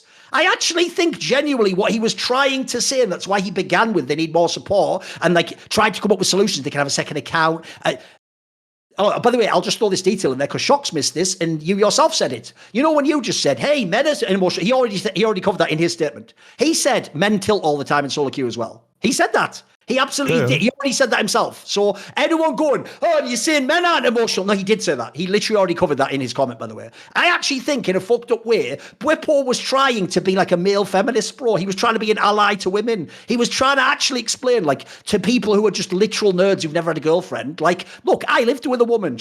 When she was on her period, she would get frustrated playing the game, and I would see it as an outside person. Look, he can't know what she's thinking. And I just thought, I'm assuming he thought to himself, just don't play rank during that time or have some time off. I don't think he actually meant professional play at all. Now, by the way, Bwipo's free to clarify. I don't think he will. He's free to clarify these statements and tell me I'm wrong. Maybe he did mean that all along. I actually think in a fucked up sense, he was trying to be almost compassionate, Yamato. I actually genuinely do think that's what he meant. I don't think he meant women are incapable of being pros or doing anything important in life. I agree with you, though. The area he fucked up with, and a lot of people do this in esports, is he acted like his little world of League of Legends is the whole world. And so because he sees people rage, what he missed, like you said, is, bro, it's not like women joined the workforce yesterday. We've got a lot of evidence of them doing their job. So surely if you really thought about it, Bwipo, I'm just going to make a speculation. I have no idea, I'll first say, anything about Bwipo's family life. But I'm going to guess at one point in time, his mum probably had a job, because in the modern day, most people's mums worked. Like, they didn't all work at home. Like, being like just a stay-at-home mum is actually quite a rare thing in the modern day.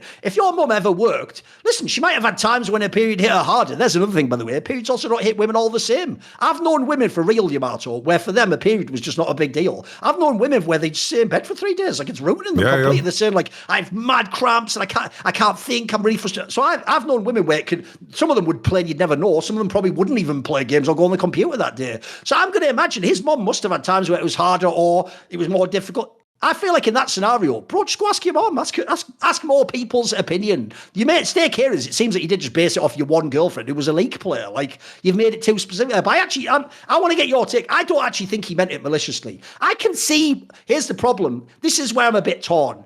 I can see why people like Shocks were annoyed by it. I don't really get the idea you're offended. Again, he just had a different opinion than you. You're not allowed to be ignorant. Essentially, I meant not allowed opinions about women. Because I don't think he was trying to be harmful. I actually think in that sense, Shocks and some of the other women, this is where I actually think they communicated poorly. Because I actually think they had a chance to make an excellent point in video about this topic, which goes like this. You don't make it about Bwipo. Bwipo's the starting point. This is where I heard someone make this point. Now, separate to what Bwipo said, if you're a man and you make assumptions about women, here's what I think. A, B, C, D. Here's the things that you're wrong about. Because my problem here is, I don't think Bwipo was trying to be horrible. And so as a result, this felt to me like it was just an excuse, not an invalid one, to talk about all the things you don't like about how men think about periods and women and their space in the industry and other things you've heard women say. It's actually a problem I see in politics all the time, Yamato. You probably noticed it yourself, mate.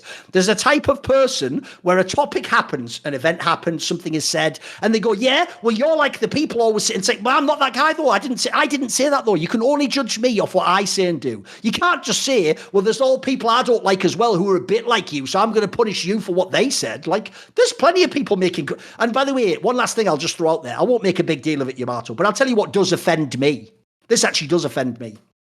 If you're someone who is going to go that mad over a man in esports saying a comment that you say could be dangerous, you better never take money from people who literally have multiple wives, beat their wives, will not allow their wives to drive, and will never allow their wives to choose their job, and they will choose their wife's husband, because literally you, Shocks, and others take money from those people, and you never say anything about them. You don't have a comment about them. So logically, if this is dangerous for Bwipo to say a comment on a stream, that must be really dangerous to do that to women, but you have no opinion about it. So you also, I'm sorry, you are a hypocrite if you say things like that. You might be right, but you're a hypocrite. So as usual, you don't have to take all the crazy parts. You can just pick what you want to. What do you take? Do you have something you want to come back on? No, like I'm still on the same page, you know. Like I think like understanding malice. I do agree with the notion that it's just the timing, you know, the timing. I think I off with that part. I actually think for real he thought he was making a good point. I think he thought he was educated, like insults. Like I think he thought he was doing something nice. Like I genuinely, I don't think he was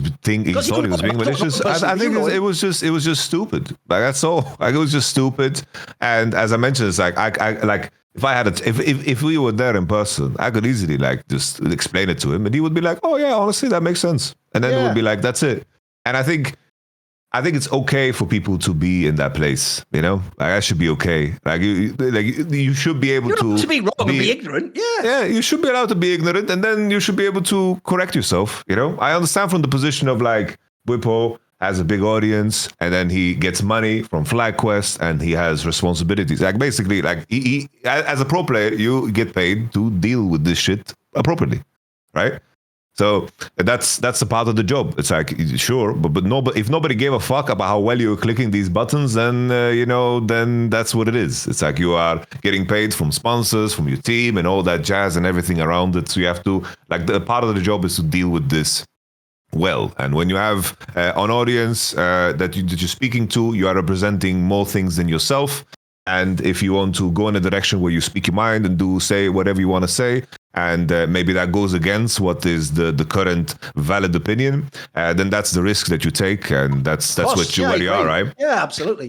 So I understand the dynamics at play, but I do think I do agree with the notion that it's like if it wasn't for the whole Dhokla thing, then this wouldn't have been found. It wouldn't have been as big of a deal. And I don't like rushing to dunk on something or do something, because I don't think it's like in my mind, if I did that, I would only like let's say something would happen, a player that I don't know, and I would make a video about it. Like I would only do the video if I think that I am doing something good with that video. If I'm doing it because it's a topic that is trending or whatever, like that's I think that it comes from the wrong place. Then if I just want to jump on a trend, like if something's happening in the scene and everyone's shitting on this person who's just doing it, it's like they're just doing it to gain a lot of likes in that moment. They're not trying to change anything. They're not trying to impact anything. But I don't attribute that to how I viewed the Shocks video. Like the Shocks video, I did think the way I perceived it, right, was that I perceived it in a position where she did say that she doesn't think that Bwipo came from like a malicious point or like Bwipo is wrong. She just used this to frame why it could be, negative towards women. And probably it comes from a place where she's frustrated with all of the shit that she needs to deal with over the years. That's how I perceived the video, right? Absolutely. But I'm still on the same page. Like I don't think Bwipo was malicious. I don't think Bwipo was a bad guy or a misogynist. I really don't think so. And it goes like this. I will draw another political contrast for you. There's a really weird form of gaslighting happens in gaming in general, but especially esports, Yamato, which is you're constantly told through the mainstream media that esports, and especially general gaming, is the most misogynistic place in the world, because it's mainly boys playing, isn't it? It's like it's more boys than girls, more men than women.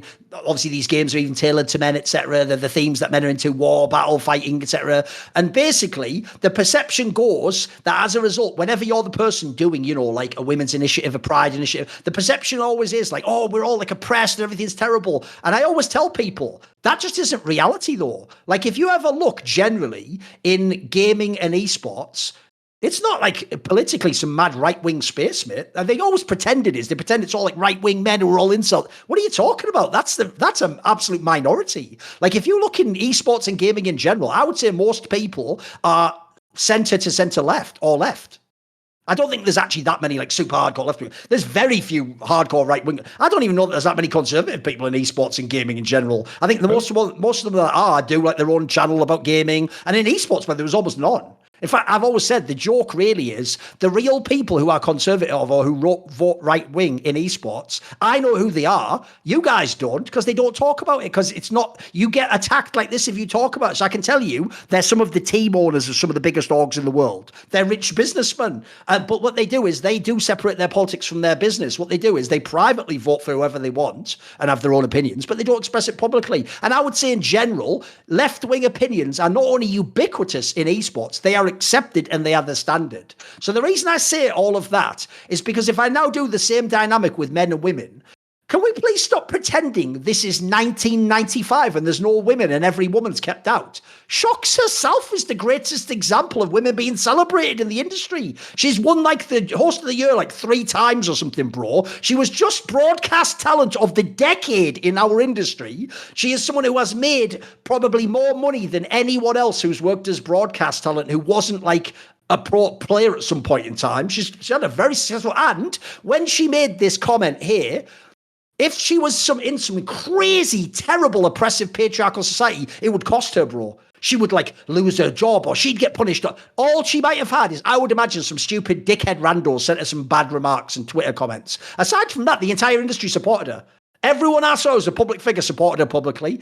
The fucking org of this guy, I think these are actually over the top. They punished him. I get that they do it for the sponsors. I understand that as well. But they punished him. They cost him a game of his career, etc. I feel like Shox has been overwhelmingly supported. Like, I would say you'd be very hard-pressed to find anyone who isn't a complete random dickhead who was hating on Shox or going against her on this topic. Like I said, the only real angle that anyone even went with is Monty sort of did a mild version of my, like, well, where's this energy for the Saudis angle? Maybe that's it. That's about the only mild angle of criticism. This has cost Shox nothing as far as I can tell. And I hope you can please, if you're a woman in esports, please acknowledge that there has been enormous progress in the fucking industry and that you are not only accepted, you are supported in this industry. And by the way, anyone who is a prominent woman who is, in this case, they weren't attacked, they chose to talk about this, but if you are ever attacked or oppressed, if you say publicly that you are, I can tell you most people will support you and will come to your aid and will fight for you. And it is not as simple as it's just all boys being boys. No, that's not even what the industry is like. We're years past that. That's like 10 years ago, bro. I do think, like, obviously, in regards to, there's like different spaces at play, right? I think, like, in terms of broadcasting, that seems to be, pretty straightforward. I do think. What do you think for pro player? There's some element of that still. I do think, like, for pro player elements, okay. I do think there is like a challenge where, like, if a team. Since I know your girlfriend, literally, is she actually your fiance? Yeah, fiance. Yeah. Well, I mean, if people don't know, she played in like the G2 women's team, right? Yes. So she was in G2 women's team, Vitality women's team, and so forth. But it's like just the connection between, like, let's say, if there was a team that were choosing, like, let's say there's a team, like, let's say, like a random esports team, but it plays in LEC, and they're making a distinction of like choosing a female player or a male player, and they are equally good. Then they're going to choose the male player because in their mind the simplicity. That's true. Okay, right. And the simplicity, it's like you have a bunch of guys just there in the room. It's like because it's like you have a bunch of guys that have played online, and then they just get dropped into that situation, and the dynamics that they need to deal with is like it requires in some cases like education, because it's like socially, like in a lot of cases these players are inept. And of course. just that example, just that example in itself already creates like a dynamic of a disadvantage, right? So you mentioned some of the other one in terms of how games are designed, how things are skewed and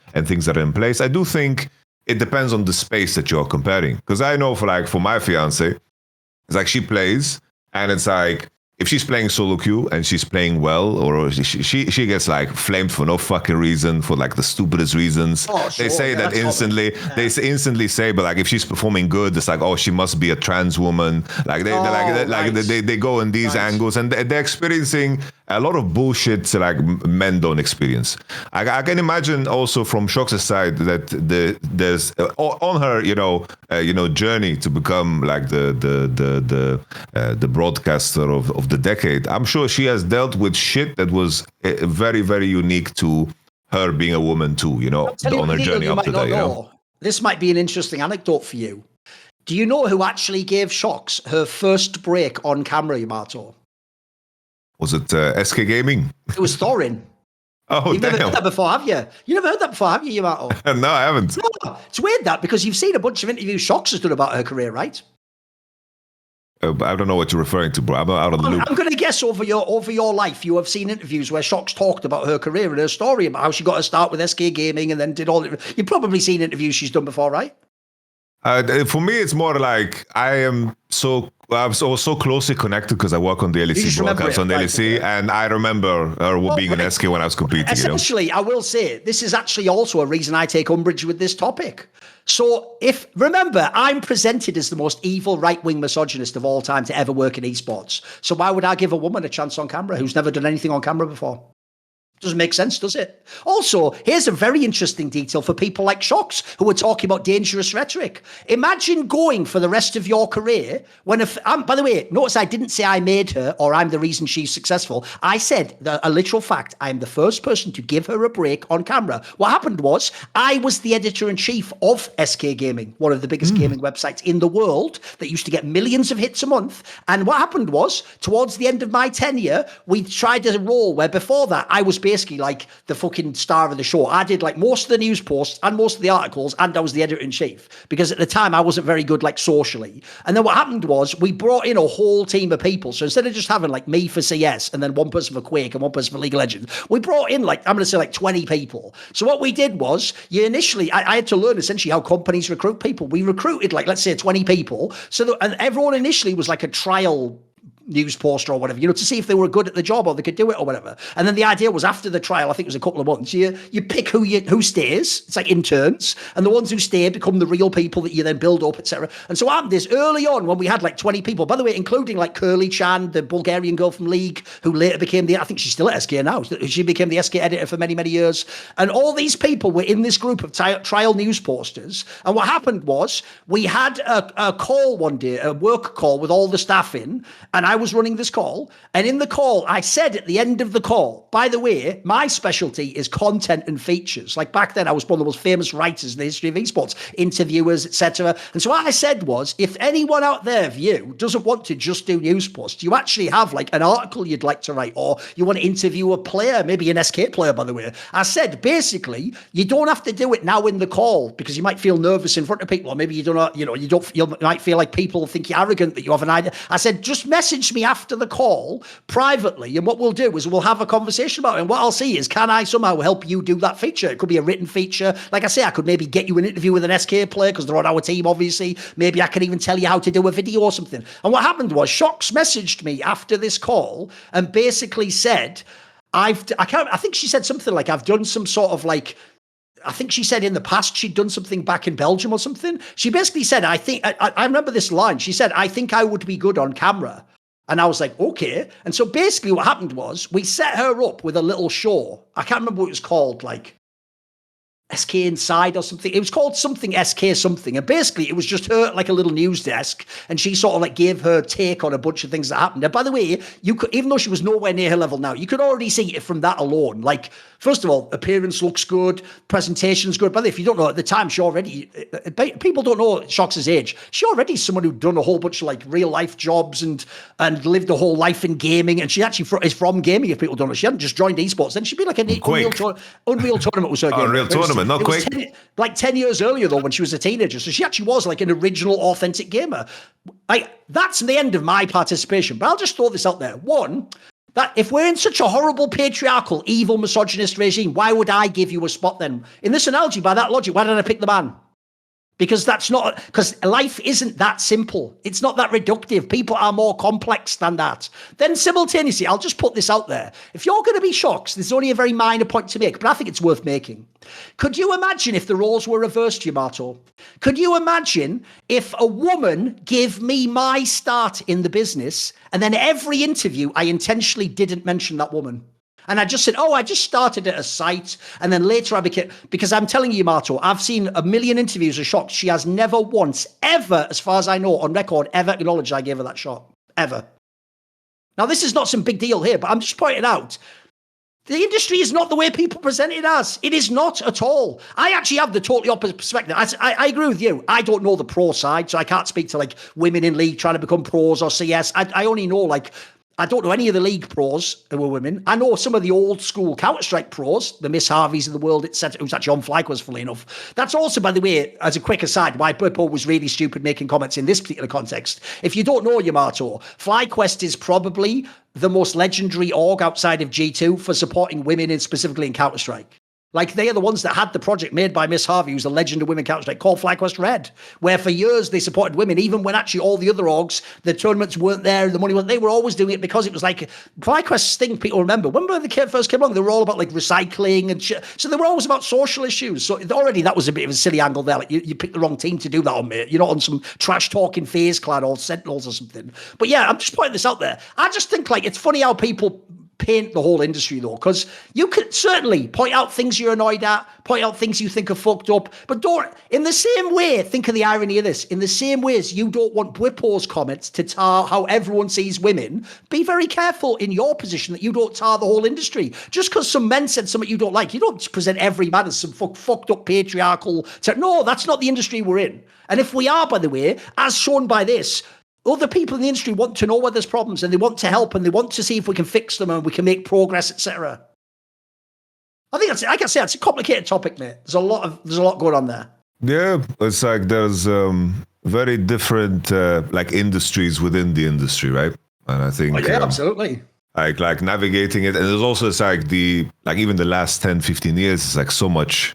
Like our world has never changed as much as it has over the last 10, 15 years. It's like everything is just going so fast. So there are periods where things are worse, periods where things are a little bit better, things changing real time. And like we've seen it. And it's not only like in our esports worlds, but it's also in the whole world around us. So keeping track of where we are and where things are, it's like there are corrections being made in one direction and the other direction. Like it's tricky to pinpoint things when you look at the tapestry of time. But I think I hope Bwipo gets a chance to recover and redeem himself. Yeah, by the way, this definitely should not be like a strike against his career. Yeah. Even if you really don't like what he said, then he just said something you really don't like and you hope he doesn't say it again. Now he'll sit and be a pro player. Like, it's not a big deal. It really isn't. Yeah, and he's been, in my opinion, he's been more than punished. So, here's another thing I'm sick and tired of, Yamato. The reason why I go on and on, for example, about Riot Games and that whole thing with the women and the lawsuit is because no one was ever fired, Yamato. No one was ever fined. No one ever had any of their salary taken. So that shows me that they were only punished by the government, essentially. That doesn't show me that Riot ever did actually accept responsibility and try and change. If they had have done that, by the way, I would stop talking about it. Because I do believe in that concept. It's actually a very core Western value that when you have done your time and you have paid your penance, then we forget about it and you're allowed to join society again and just get on with your life. You know, if someone does an incredibly minor crime that isn't like murdering someone, you're not supposed to bring that up forever and never hire them to a job. You're supposed to go, right, okay, you did your time in prison though, hopefully you're rehabilitated and now you get another chance at being I agree. We can forget about this as a bad day and move on. Yep. I'm with you. Anyway, let's quickly address all the finals. I know it wasn't that great.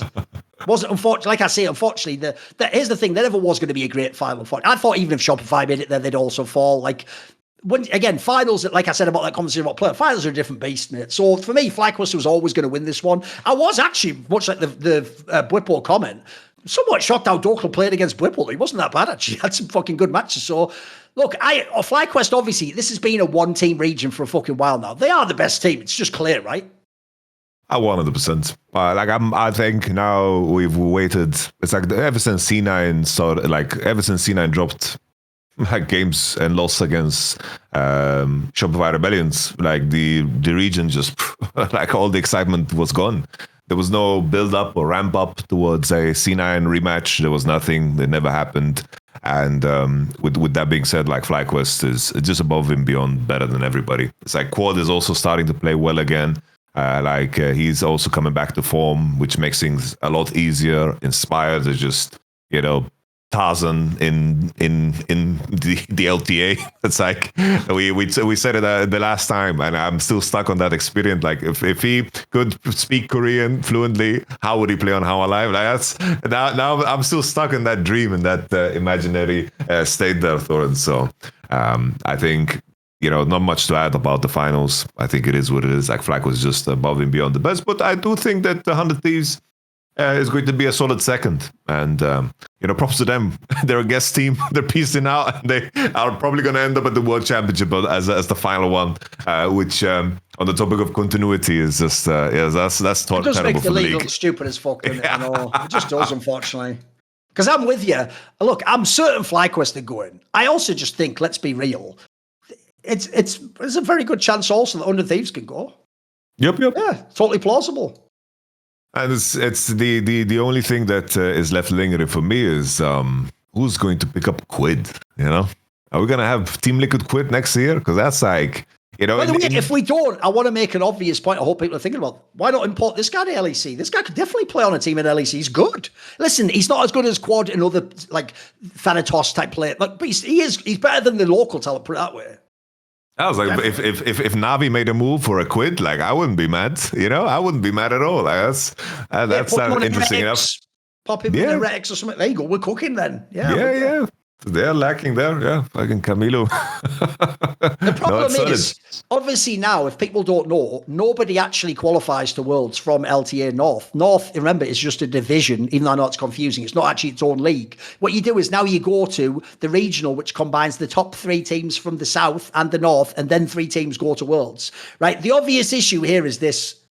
I don't watch the South, so I have no idea if any of these Southern teams are good. And my only connection to the South is Peter Dunn, because he always watches the games and tweets. And unfortunately, Peter Dunn is like Bwipo 4 years ago. He's always incredibly optimistic and finds a way and hopium and copium. And he always thinks they're good enough. And they can maybe, I think Keith Stars are probably the one he'd say now could do it or whatever. The problem is, until I see it, I'm sorry, I just probably assume it'll be the 3 LTA North teams. Just my assumption. One is guaranteed from South, so they have only 2 spots. Oh, right, it's actually a rule. Yeah, because the bracket's set up, right? I see what you mean, right? Yes, you're right, because basically the way the bracket's set up means that even Under Thieves and Shopify Rebellion would play each other, right? Okay. Well, in that case, I think it will be FlyQuest, and I actually do think Under Thieves. I actually think Under Thieves had a great player. I would say those 2 teams. Yes, sir. I have no idea. Boat. Do you know anything about South? Do you ever watch it? No, sadly, no. It's so hard to. We have so much league to watch. And I'm trying to tone down in a way, because I can't do 300 hours of streaming every month. Sure. Like, I'm starting to deteriorate. My age is coming through. I'm starting to get old, So if I have a bad night of sleep, that is affecting the next 3 days, Like, my age is coming through. So, I wish I had time to watch even the VCS, Like, I even space on the name of the league, not the VCS, but the LCP. The LCP, there you go. See, like, that's how disconnected. They would be like the next in line before LTA sued. So, I wish I had more time to watch them. Because obviously they have Flying Oyster. Flying Oyster actually does.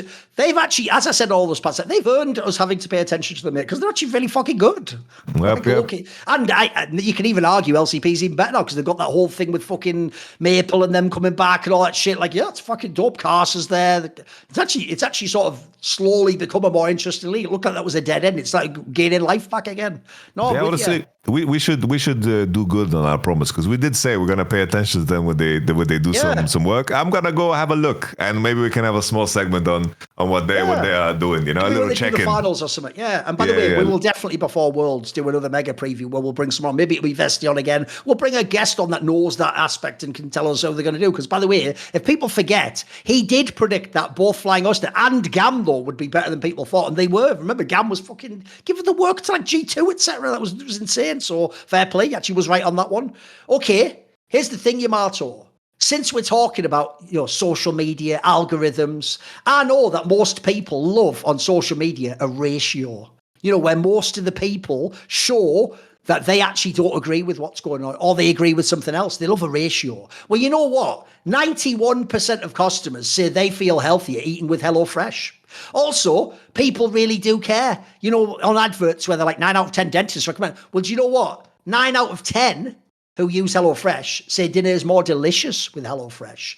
So HelloFresh is the easier way to cook dinner. So what is HelloFresh, you ask? Well, it is a wonderful company that will send you out chef-crafted recipes and fresh ingredients to your home. But this summer, they have upgraded their menu to be the biggest menu they've ever had. They have doubled the size of it. You can choose from 100 options each week. An awesome thing, by the way, as well, is you're not like locked in from the beginning for however long the period is. You can change as the week's gone, and if you don't like certain things, take them out, put certain things in if you do, etc. They have all sorts of seasonal dishes and recipes from around the world, bigger portions too, which obviously, especially by the way, if you're working out or something, you're going to want that, aren't you, for your macros and to get your nutrition in. They're healthier even. They've now gone for like high protein, veggie packed recipes. They help you if you want to eat your greens. They have ones that have like 2 or more vegetables in. I have my hard time making myself eat them. Here's another thing that I find good about chef crafted meals though. And the reason I have a hard time with vegetables is I tend to think of the items in a meal. I mean, I don't know if you know this, it's actually a thing about autistic people.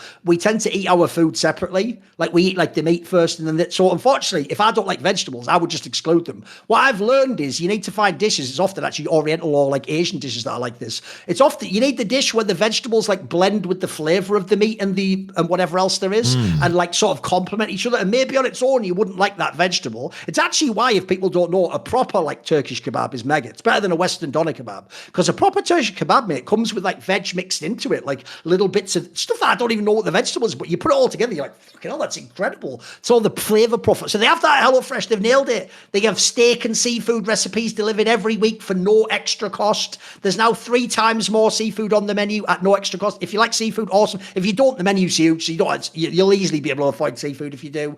So I have used this in the past. I think it's fucking dope, especially for gamers who are all lazy. You just want to play your games anyway. So the best way to cook just got better. Go to hellofresh.com/LFN10FM to get 10 free meals and a free item for life. 1 per box with active subscription. Free meals are applied as a discount on the first box. This only applies to new subscribers. It varies by plan.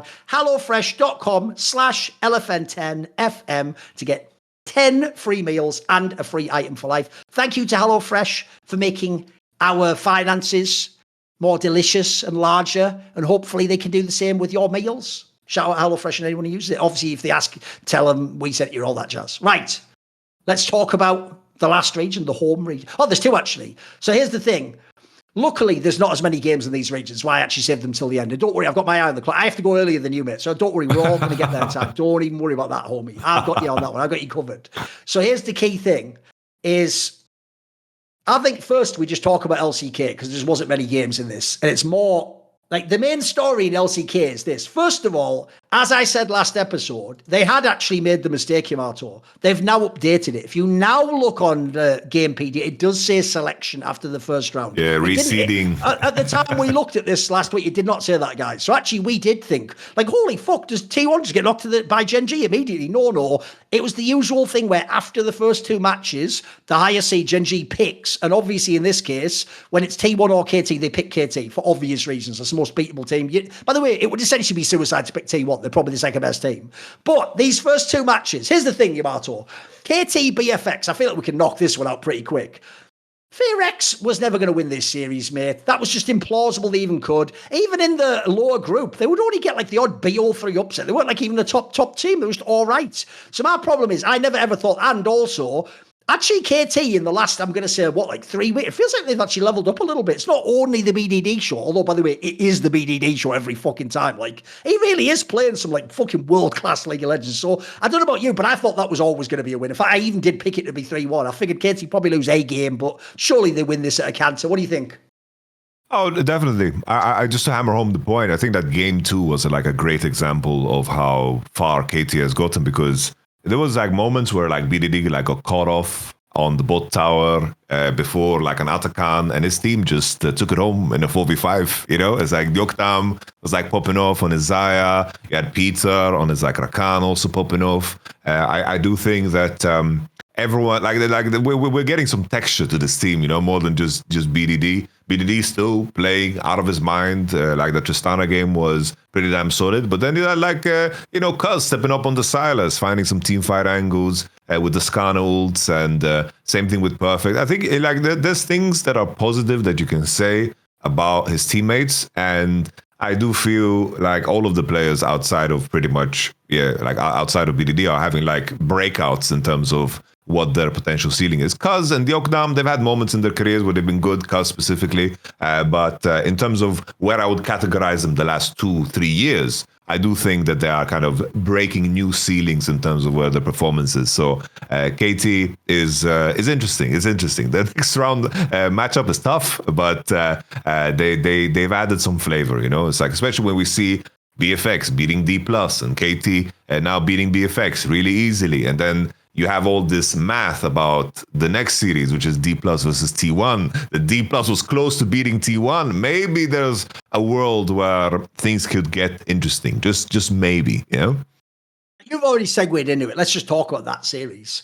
Here's what's crazy, Yamato. It's like T1 can't ever just qualify with this quarter worlds normally. Because think about the last 2 years. The 2 years ago, they had the Porby thing where the team went completely to shit. They were in terrible position. They literally, Faker didn't even play enough games to even qualify to be all pro. And he wasn't even looking good when he came back even. But they started to win again. They eventually got there. They got to worlds. They miraculously won it. Last year, they were literally one game, funny enough, against KT from making it to worlds. They were beaten by DK 3-2 in the match before, but they got there. Eventually all went fine. They won. So one of the things I've always hated is T1 fans wait till Worlds is over and then they go, you said they weren't going to win Worlds. It's like, no, these two teams had no business winning Worlds. It would have been the same as someone saying DRX should win Worlds after they barely got out of that regional in 2022. It would be absurd. You'd be a moron to say that.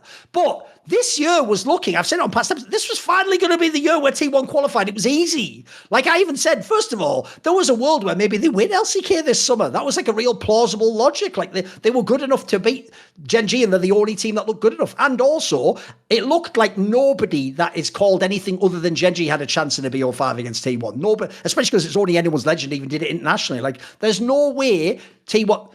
They've already, even though they did win this series, so they didn't go to the low bracket, made this one series, I'm pretty sure, is making everyone scared. This is like, why does T1 always have to have some weird like slip up right before Worlds? Because DPlus is not a particularly good team, Yamato. I can tell you, I did actually, just like with NIP and EDG in LPL's lower group, I would watch the odd game, and holy fuck, those games they were losing to Brion and to Fearex, and also you'd watch their games, and most of them were bad. Most of the players were bad in the team. Like, the bot lane was super spotty. Aiming is nowhere near the level he was like a year ago, 2 years ago.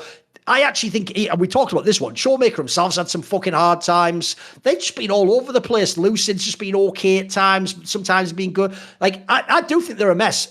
I'm sorry. Even though DK could have won this series, I put a lot of the blame for this series on T1, mate. I know a lot of people were zoning on that, like, but aiming into it on the last game. Why was he even in a game 5? Guys, this is the team that almost won MSI and EWC T1. They could be the champions. Some people would even say if there had been a real playoffs for spring, maybe they could have won spring. They were looking awesome after that fucking Animal Life series. So I'm sorry, this is it. I don't care that much about the D+. This is more about T1 for me. Like, holy fuck, this was a real black pill match. Like, I hope obviously they just reset, go on. You're playing Animal Life, by the way, you've had awesome matchup against them the whole fucking last, like, 4 times you've played them or something. I'm not worried, but I'll tell you what, it does make me realise T1 can still play badly sometimes. It's very rarely happened, but it can happen. So this was a shit series from them, bro. This was just at an individual level. It's like some of the mistakes we're seeing. It's like they had to go really, really deep in order to win. It's like in the end, I do think like Korea was playing like solid throughout, and he had just a crazy blitzcrank performance. And I think Faker also had a pretty solid series in my mind, especially like that Victor game in the last one, because it's just looking in terms of how much farm he generated without getting much help when the enemy just had full control of the river the entire time was very good. So that T1 could pull from something, but the fact that they got there based off of, in my opinion, very, very dry drafting, it's like T1 had an issue that kind of held them back from beating Gen G. And I thought somewhere along the line, they're going to kind of restructure themselves to prepare themselves to beat a Gen G. But now even champions they should perform on, they're not performing on. I think it's very, very strange to see. It's like that game 4 with the Sion and the Aphelios and the Thresh, just in terms of how they set up around the Atakan was also very strange, where they like over-postured it. And DK actually was they were dragging them around. They were like keeping them in fog of war, keeping them blind. And I don't put DPlus in the same conversation as them at all. And I think it's very, very possible. It's like we talked about it in the regular split, that final weekend where Hanwha Life played against T1 after they just lost against, I believe, KT. And that was like a big chance for Hanwha Life to break them. But I think the same thing stands here. It's like Hanwha Life have a great opportunity to beat T1 because they played a 5-game series where they put all of their cards on the table too. Maybe they're hiding things, but I doubt that. This is just not how teams operate. They don't hide things, especially when it goes to game 5. So you can see that T1 are sticking to the same champions. They're very predictable. And I think that this is a good chance for Hanwha Life to actually beat them. The game 5, we have to remember Hanwha Life had that best of 5 series magic. We know that they got the reverse swept and then 3-0. But, I think Hanwha Life has always been very close to being good again. Very, very close. And I think that Hanwha Life looked very bad in a league where T1 and Gen.G looked insanely good. And that context to me matters. And I think if Hanwha Life beat T1 on the day, I don't think it would be that shocking. No, I'm with you, by the way. I do actually think that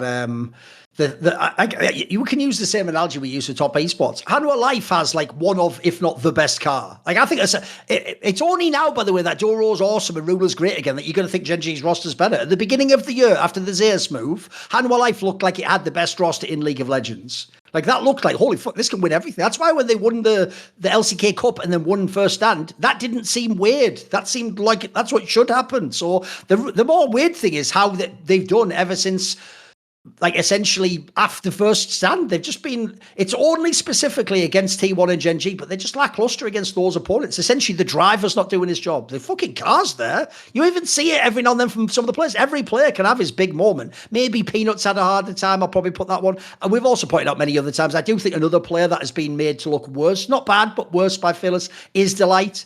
Delight was something of a specialist. He was one of those supports. There's been many in history where it's about having those 2 or 3 champions. By the way, I don't think it's a coincidence that also the same year, you also had a lot of problems from missing. There's another guy that only had a couple of champions he was super sick on. But by the way, this is also why I don't give people who I think are the 5th best player on all-time great teams as much credit for their championships.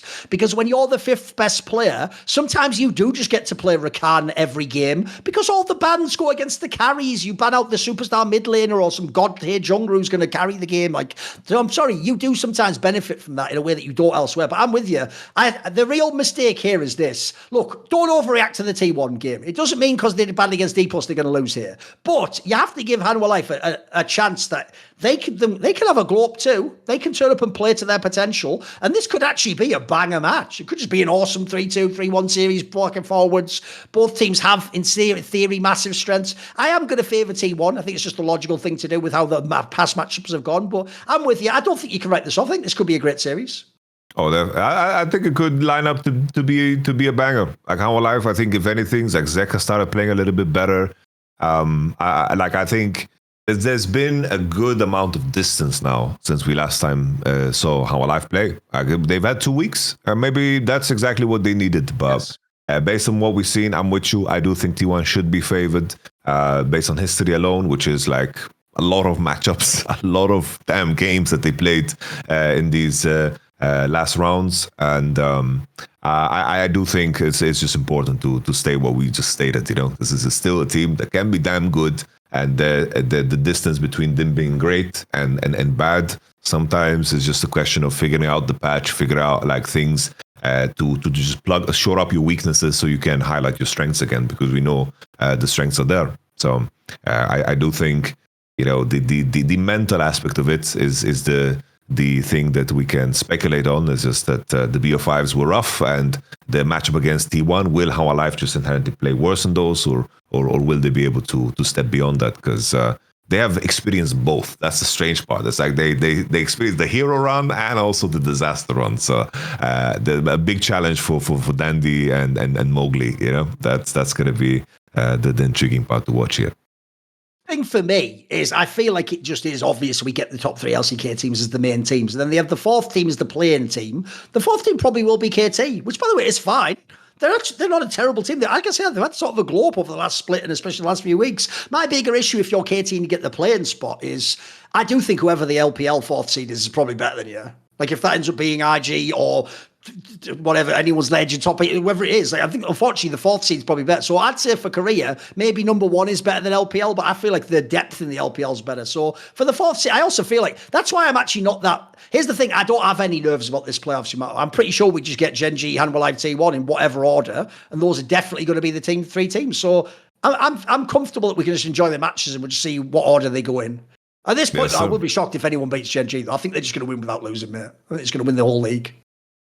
Yeah, 100%. Like if Hanwha Live and T1 is playing like this, it's like the distance is just climbing. I don't with Gen G's form the entire year. There's not even a chance of a dip. Like we might have a top esports dip, a T1 dip. Like they've played bad at certain point in time, but Gen G, they just had 29-1, like for a damn reason. They've been playing good the entire time. So even the potentials, maybe they're gonna underperform because they had 2 weeks off. No. I think probably that's gonna make them better if anything.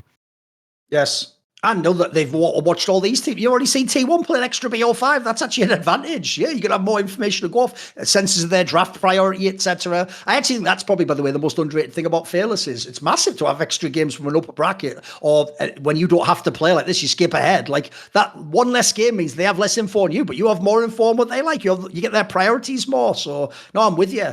Right, let's go and do a bit of LEC then. Luckily, there wasn't much, but we could do some. So obviously, first and foremost, we had wait a second. Okay, so we had the matchup. If you remember, the lower bracket were the matches that are supposed to, on paper, be well matched up. But bro, this went almost exactly as we talked about. So first of all, Heretics Vitality was the first one. If you remember, that was the one where it's like Heretics has like the support and jungle angle, and they're kind of like a good like identity of a team. Vitality obviously, understandably, has struggled the whole year. They never really fully got it all together, and they have some really good pieces. But the question, in fact, for them is always the jungle and support. It's like it's actually an opposite sort of a matchup.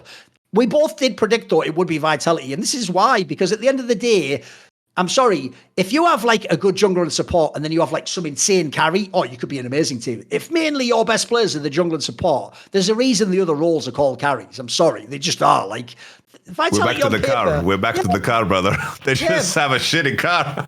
Vitality is supposed to win this one. Like, to me, this is just holding serve. You took care of business. You weren't amazing, but you took care of business. This is what you're supposed to do, right? Yeah, I think like mechanically, it's like whenever there was like the fights that went down, they just looked better. They look sharper. That's what Vitality is. Like Vitality is like the worst version of KC. Like if anything, it's like, you expect them to perform in the fights. The in between looks wonky. Sometimes their draft strategy doesn't like highlight the strength, and they have maybe a little bit too big ego of what they should be playing or not playing. But like they have players like Naknako, Karzi. These are guys that can be like they can beat the best on a good day. And at this point in time, I know it's his rookie year. Naknako is going to be in this league for a few years now, mate. Like this guy, this clearly like there's a ceiling there that is legit. I can see why they picked him up.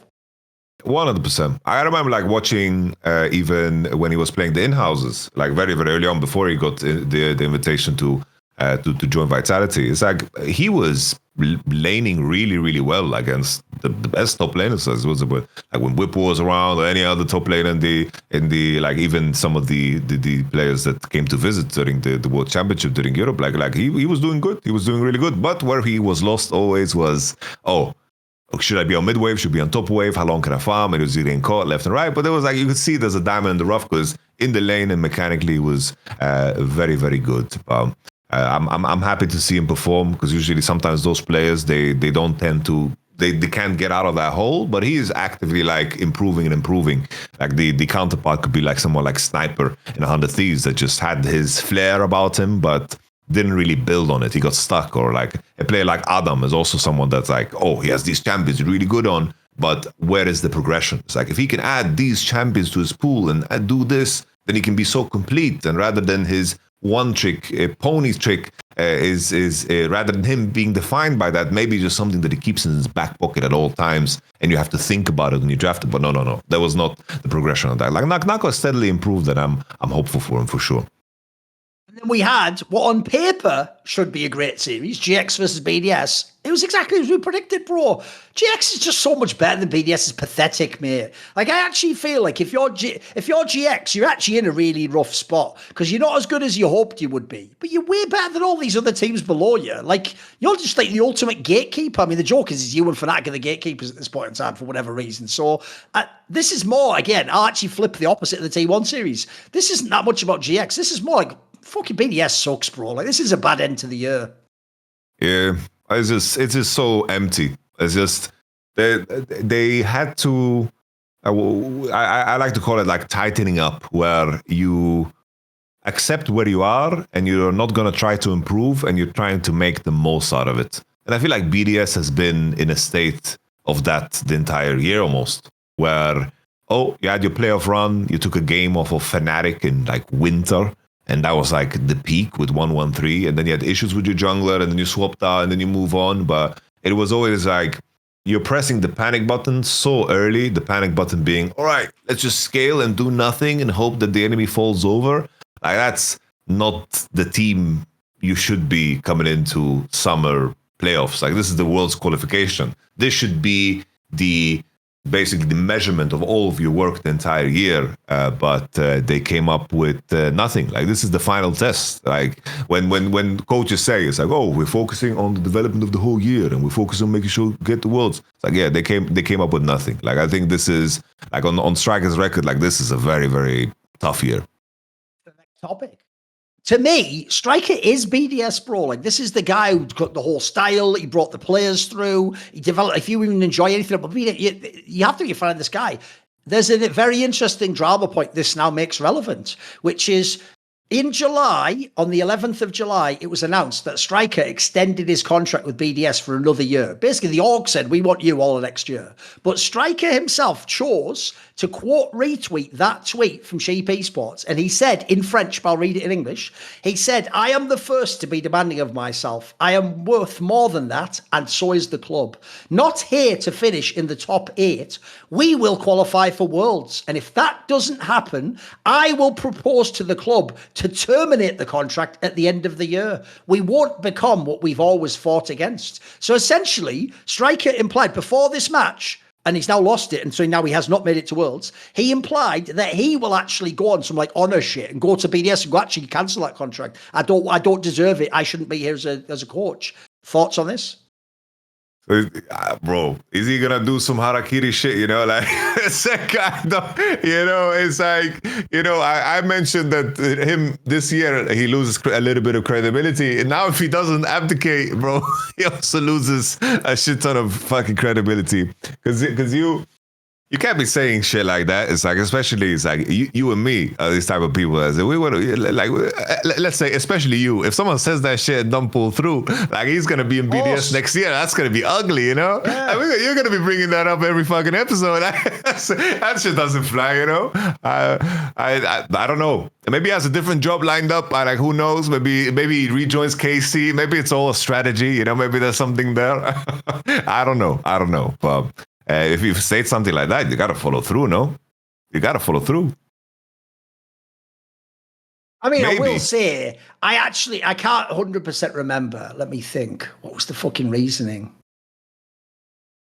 What was the reasoning?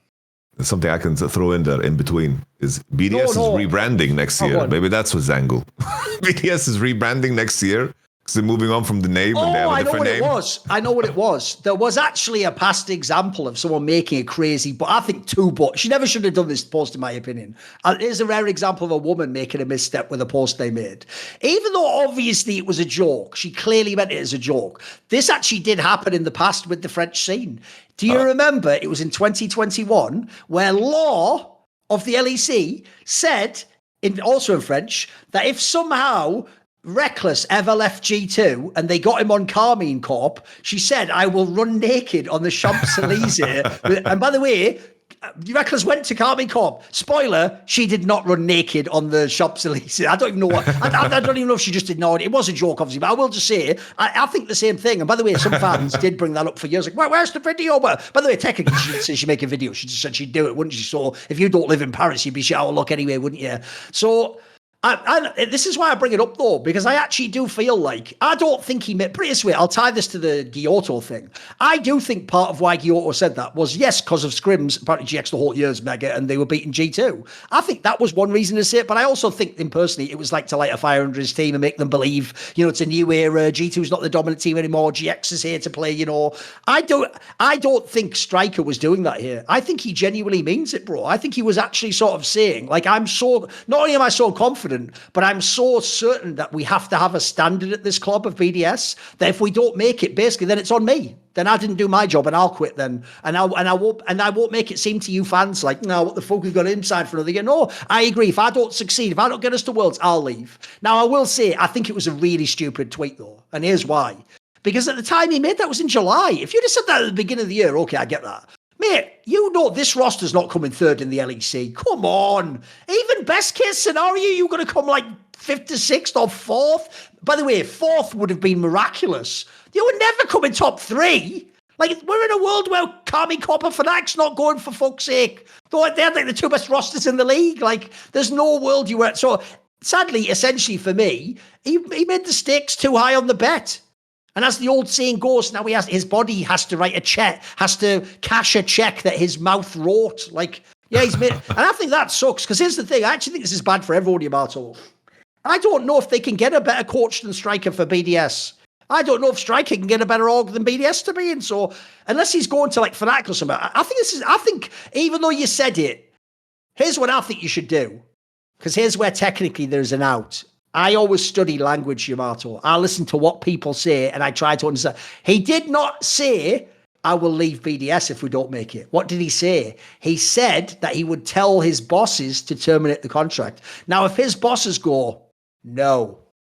Well, you're the boss. What can I do? I guess I just have to stay. Just do it. Here's what you should do. Come out and say, look, obviously I was too bold with my bet. I probably shouldn't have done it, but I agree we had a bad year. And by the way, I am going to offer my bosses that they can terminate the contract. But if the bosses say they don't want to, just stay. Come on, man. This doesn't really have to be the end of Striker, surely. Are people like online, like bringing this shit up? Did they do this during this? Because I missed this completely. But I will say, if you ever read Reddit, this whole split, they all hate on Striker now. They think. Okay. Because the team looked so bad in terms of macro concepts. So unfortunately, yeah. Like, listen, I don't totally blame them, but I do think. I'm sure you have a similar perspective. As someone who followed football for a long time, Yamato, there's no such thing as like he's just a bad manager now. It's nearly always that you're at the wrong team. That's why so many times a manager moves and goes to a different country, a different club, and suddenly the team's awesome and everything's great. And it's like, right, yeah, you had like the wrong, either you weren't backed the right way by the org, or you had the wrong players, or maybe you chose the wrong players or whatever. So even though he's actually doing sort of a Mourinho type movie, like, well, then I'll leave then or whatever. Like, I don't think he has to. I think it's actually better if we just say, okay, you fucked up, but you can have another year. And let's get some better players in BDS, obviously.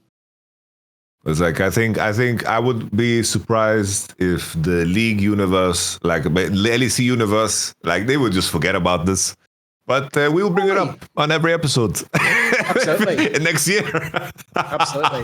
The Summoning Inside World never forgets. No. Listen, once I hear something, I remember it. Now, if you had really wonderful, high-quality Raycon Everyday Airbud Classic, you would also hear, and very crisply, with a lot of high definition, and you'd remember. And also, you could be doing other things while you're doing that, because did you know, among the features of these wonderful Raycon Everyday Airbuds Classic, they have active noise cancellation. They also now have multi-point connectivity where you can pair with 2 devices at once. They have an ergonomic fit that stays in. It doesn't wiggle around, etc. They have all sorts of different colors. This one's sort of like a silvery or a pink. I'm colorblind, so I can't tell. I tend to just go with black, but they have like cool mint, for example. They have up to 32 hours of battery life. And as I always point out, they have that awesome quick charge feature where like 10 minutes gets you 90 minutes worth of it. They have the awareness mode when you're out walking the dog or whatever, out and about. So how do you get yourself a pair of everyday Airbuds Classic from Raycon? Well, it's simple. Go to buyraycon.com/LFN. You get 20% off site-wide, everything on the website. That's buyraycon.com/LFN to get 20% off site-wide today.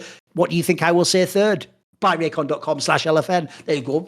I allowed you to predict it and feel like you won. Well, you know what? You're going to feel like you won when you're wearing the wonderful everyday earbuds class. Whatever. Anyway, get 20% off everything on their site, and obviously say we sent you. Shout out to anyone who uses Raycons or even is listening with Raycons right now. Next week, that could be you if you bought some. Shout out to Raycon. It's also just a good product. Right. What we're going to do is we're not going to do viewer questions. We're just going to wrap the big 2 LEC matches, and this week will be it. We've done a lot of viewer question shit. We'll do a big one next week. So the big 2 matches, sadly, one of them went as obvious as it would. So I think we actually start with the second one, mate. This MKoi Fnatic one.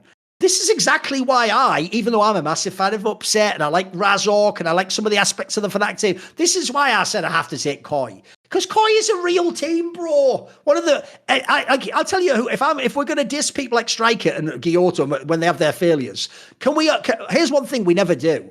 Can everyone please start actually giving Melzet fucking legit credit? This guy deserves legit credit, bro. Like, as in, I want this guy now in conversations with Dylan Falco and the top fucking coaches, because what he's done with the pieces he has, if we're using the same analogy, Yamato, this guy's a guy who's contending to get on the podium every time, and he doesn't have the top 3 car in Formula One. He has what probably should be like the fucking 6th best car, and he's just like, he's winning races, he's coming second, he's beating other contenders, it's like beating fucking McLaren or something with like some shitter car. Like, this guy just cooks. Like, yeah, it's so obvious from the way their team plays. Some of it's El Yoya, he's clearly the captain, but the way this team is coached, I can see the fingerprints of the coach on this squad. Like, they actually should be better than Fnatic, mate. I know this was a great series, and by the way, as a quick aside, I hope you're not hitting on Upset this time, boys, because this was not an Upset problem. He was fucking fine in this series. There are other people had much bigger problems.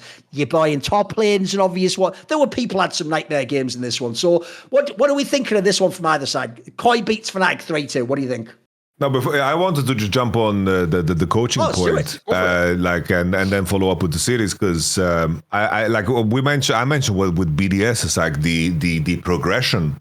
And there was no progression there, but with Koi, we've always had like a steady progression. And I think always what stood out to me is, it's like if you're a team that wants to be competitive, even though on paper you have worse players, the key thing is that you need to be ready to take the chances that you actually get. And those chances come when a top team on paper underperforms and you slam. And that's like the biggest difference with the LEC this year, right? With Casey winning one, Koi winning one. It's like the previous years when I think the most frustrating part about watching the LEC was when BDS and Fnatic were knocking on the door of G2 and they were underperforming and could never seal the deal. It didn't matter how bad G2 would be on the day. It didn't matter if they were playing the worst way possible and they had the 10k gold lead, like the nightmare scenario, they still just couldn't win the series. And I think that's the mentality to put the right effort in, to be ready for an opportunity, is what is going to push you. And I've never felt at any point in time, although there was periods where Koi like underperformed, they always kind of seemed to really fucking frustrated with themselves, and somehow they managed to bounce back. Because like this 2-year segment of like Koi's progression and then adding Jojo Pune, like that's a that's like a perfect coaching story, if anything. Certainly. And looking at the series, I was with you as well. It's like we predicted that Koi would win over Fnatic. And that the big reasons were like shown. It's like even to extreme portions. I do think that MKoi in their mid to late game, like there was like one game that also they threw towards Fnatic. Like this could have been a 3-1 series too, if it wasn't for like that Kiana game where they threw. But MKoi kept composure in that game 5. We had the situation, of course, with just the Maokai super being flexed, which I just hate. I think that's terrible. We've seen that in a couple of regions, and they've just been met with straight losses. But nevertheless, like MKoi, I think the main thing that stood out to me, of course, is just in contrast to Fnatic don't know how to play with their solo laners at all. Like the issue of Fnatic, it reminds me very much so of the 2021 summer Fnatic, where we had Adam and Niski, and we had basically jungle and bot lane. We were very, very good at setting up leads. But we also made sure that Adam and Niski had very, very specific roles on the team in terms of how we played. Because we couldn't just leave them be. They needed to thrive in circumstances where they would have less attention or they would actually contribute to the game. Where Poby isn't that, where Oscarinin isn't that. It's so far disconnected from what the game is. Whether it's like actually lane swapping off of advantages from bot to enable the map and connecting the bot lane to the game. This is not something that is happening. It seems like Fnatic, the only idea they have in the game is to try to race against all of these aspects in the game by getting ahead in the bot lane. And sometimes it goes through. The craziest thing about this series is in game 5, boy, MKoi was doing their best to give them the game. They were like, play. And Fnatic just could not take the game from them. Like, that's why I now say it's not about the throw, it's if you can catch it, mate. Fnatic couldn't catch it. They feel like they got a million chances to win this game 5. And it would have been a robbery if they'd won the series, but they almost got it. Fucking hell. Yes, sir. And I saw like people reading, it's like the usual like fearless conversation. Right. It's like tying it back to what you mentioned earlier. It's like we had a situation where people were like, why on earth are they picking Oscarine in Renekton? It's like, yeah, like he has 20% win ratio. It's like, yeah, this is a game 5 and a fearless, and the enemy first pick Ambessa. Like, where the hell do you want to go from there? It's like having a side selection in the final game is so powerful. And I mentioned it as a big complaint of Fearless, that they need to do something to balance that fifth one out, because it just becomes uneven in the series. So they should definitely like fix that, or do like a I don't know, do something to change it up, because it's just too powerful. But then the Ambessa first pick comes through. Jace is already banned. Jax is also banned. They're chipping away those Karini's champion pool to set up the Ambessa, and they already know that the bans of the enemy are predictable, because they have to ban Alcir, Yonara, Rumble. Maybe Fnatic could have had a strategy. It's like, all right, they're banned a top laner. They're trying to mess us up. Or we need to pivot and open all these things up and play them, because our top laner knows how to play Rumble. Whatever. There's opportunity there, but it also highlights like the whole fearless thing. Oscarine is playing a champion he doesn't perform on, but what choice did he really have in that moment in time? And I think MKoi just were calm and collected, even though like Alvaro, like this Alvaro Bard game was awful. I like Alvaro. I'm an Alvaro fan, but this is one of the worst Bard games I've ever seen. You are no carrier, homie. You are no carrier. There's a lot of motherfuckers out there. What? Listen, I get it. It's like the pro player version of being a noob. You know when you watch someone play a champion and you go, fuck, that looks sick. I'm going to go in and play it on solo queue. There are pro players doing that. They're all the same as us. Every support player is watching carrier play and they're going, fuck, I want to do that. It's like, you aren't him. You are not him. Come on, boys. But anyway, to flip it over, the other series, we'll wrap this. We'll do this one quickly. This didn't need that much conversation. Bro, KC, fucking hell, I'm saddened by this team because they've never recovered. They've really never recovered from first stand. This is why that whole Niski fucking Vladdy drama, I wish it wasn't looming over the team, but it is. Like, now I see why I really do feel like they think if they go to Worlds, things can just blow up, mate. And right now, I don't even know if they go to Worlds. I'll tell you what, that Fnatic series is going to be fucking interesting if it happens. Like this, because I thought this G2 series, this wasn't, on paper, KC's supposed to have a chance to win this series and win the split undefeated. This wasn't it, mate. G2's way better than KC. It's such a dangerous spot to be in, because like in contrast, the other teams that they are facing now, both Fnatic and KC, these are teams that have tasted victory under pressure. And when victory is so, you're so distant from victory, separating yourself from that and putting yourself in the right state of mind before a match can become a lot more difficult. They're putting it outside of obviously KC and Fnatic should be favorites in the matchup that they're playing, but there's a world where Vitality, have the underdog mentality. Oh, we shouldn't be beating them, but we are here and we've done this. And the same thing for GX as well. It's like they have, they have tasted blood in their mouth. They've tasted victory and they've tasted the pressure. And for KC and Fnatic, it's unimaginable for them to lose against these teams. And when reality hits, when that new pressure hits, that's a whole different conversation. Because KC, while they have performed in games that matter, being under the gun for a Worlds qualification, when the whole year after how it started, you are in the state of mind that it should be easy for you to face up against that. That's also new water for a player like Vladdy, a player like Kalist. So it's going to be interesting to see how they navigate that. But back to the series, G2 versus KC. The main thing that is so disappointing about these guys is that they're kind of how they come across is as if they are just a way better version of what we mentioned BDS is.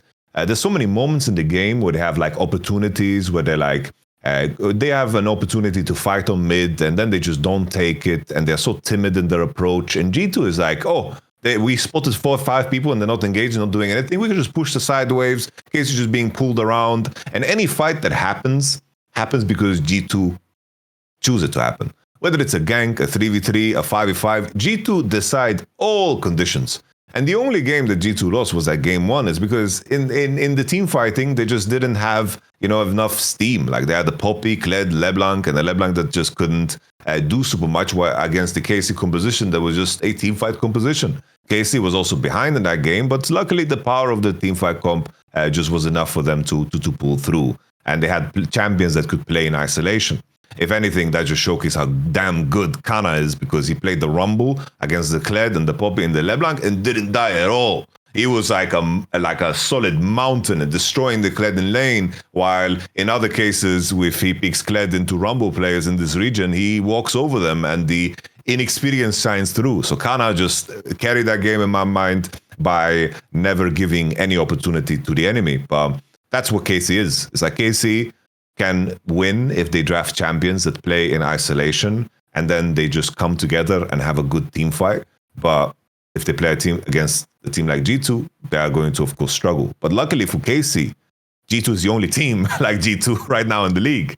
As MKoi gives opportunities, Fnatic is going to give opportunities, especially with the context of the solo lanes. So I do think that KC still should have good chances, because I think they are made to look extra bad, because G2 is so good at isolating and really, really punishing those mistakes better than anybody else in the league.